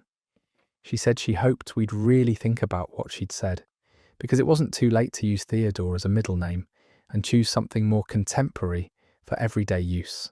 She suggested we could call him Tyler or Tommy or some other name that starts with T, so we wouldn't have to completely abandon the Theodore idea, but could give him something more modern for school and social situations. I finally found my voice and told my aunt that Theodore was our son's name. Period. We'd chosen it carefully, it had deep family significance, and we weren't interested in her suggestions for alternatives. My aunt looked offended that I wasn't grateful for her unsolicited parenting advice. She said she was only trying to help us avoid problems later on, and that we shouldn't be so sensitive about constructive feedback from family members who care about Theodore's future. Constructive feedback about our newborn's name, delivered publicly during his baptism ceremony. That's definitely not how most people would define constructive or appropriate. The reception afterward was awkward, with people clearly wanting to celebrate Theodore's baptism, but not knowing how to address what had happened during the ceremony. Several relatives quietly apologized to us for my aunt's behavior, but the damage to what should have been a perfect day had already been done. When we got home, my wife said she felt like my aunt had stolen something from us that we couldn't get back. You only get one baptism ceremony for your first child, and instead of remembering the pastor's beautiful words and the joy on our family's faces, we'd always remember the moment when my aunt decided to publicly critique our parenting choices. That story comes to an end. Using a baby's baptism as your platform for name criticism is such a spectacular display of poor timing and worse manners. Some moments are meant to be about celebration, not unsolicited parenting advice. Our next story involves technology and the interesting ways people define privacy in relationships. My girlfriend Clara and I have been together for about 18 months now, and overall, our relationship has been really solid. We communicate well, share similar values, and genuinely enjoy spending time together.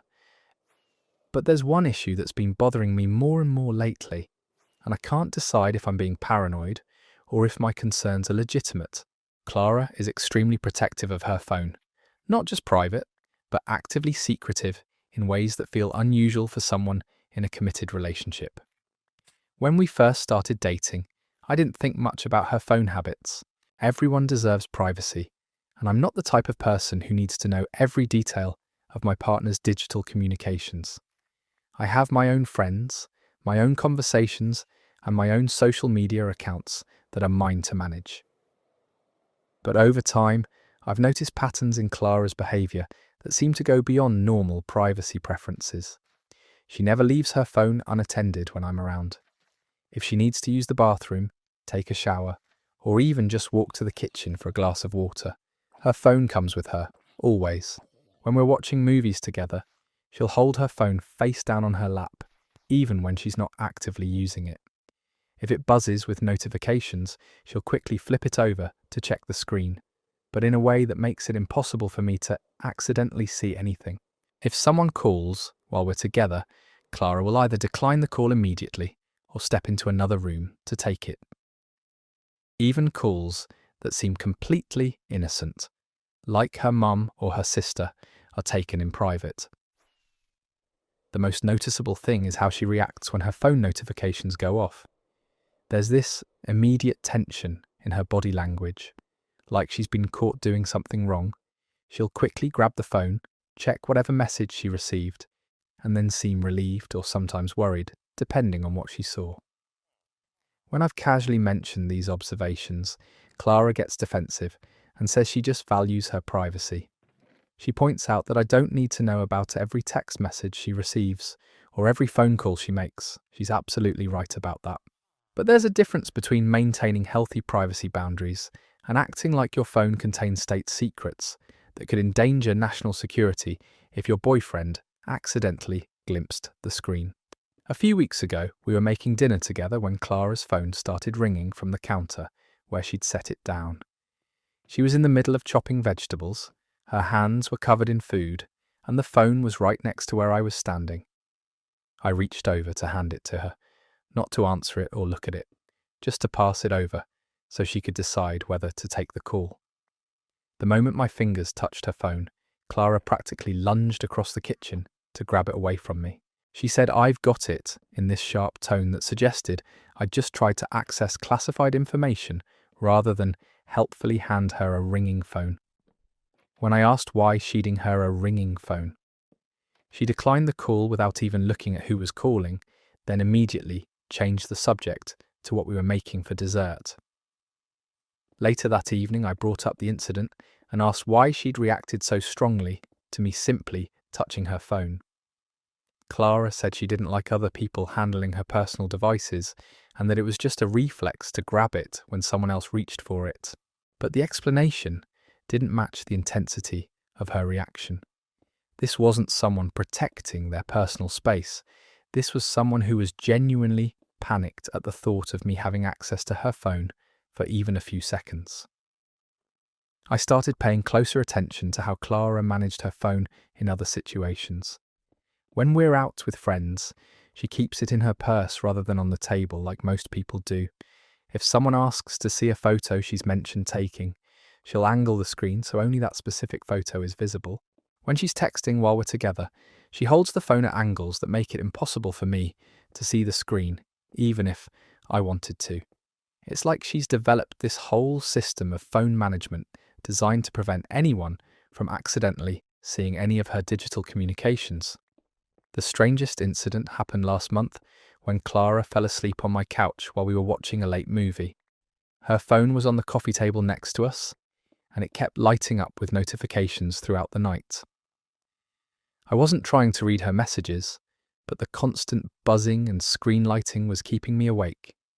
When I reached over to flip the phone face down so the light wouldn't be as distracting, Clara immediately woke up and asked what I was doing with her phone.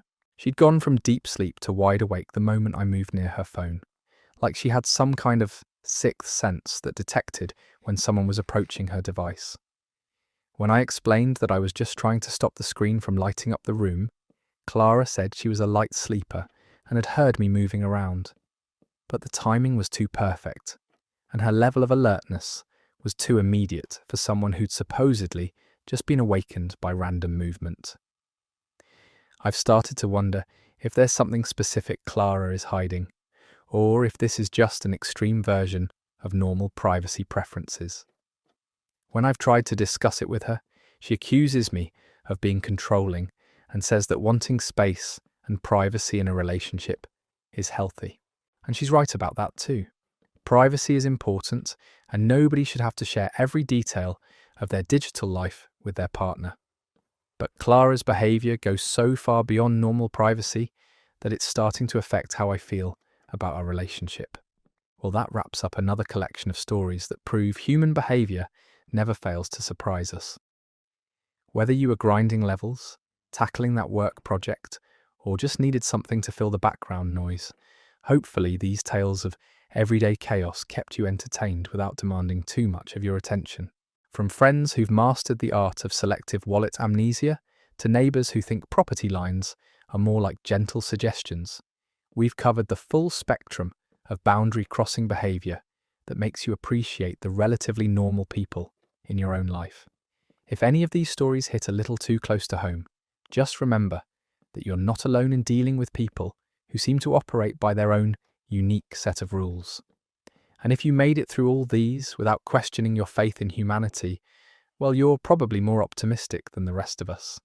Thanks for hanging out, and I'll catch you in the next one with more stories that'll make you grateful for your own drama-free existence.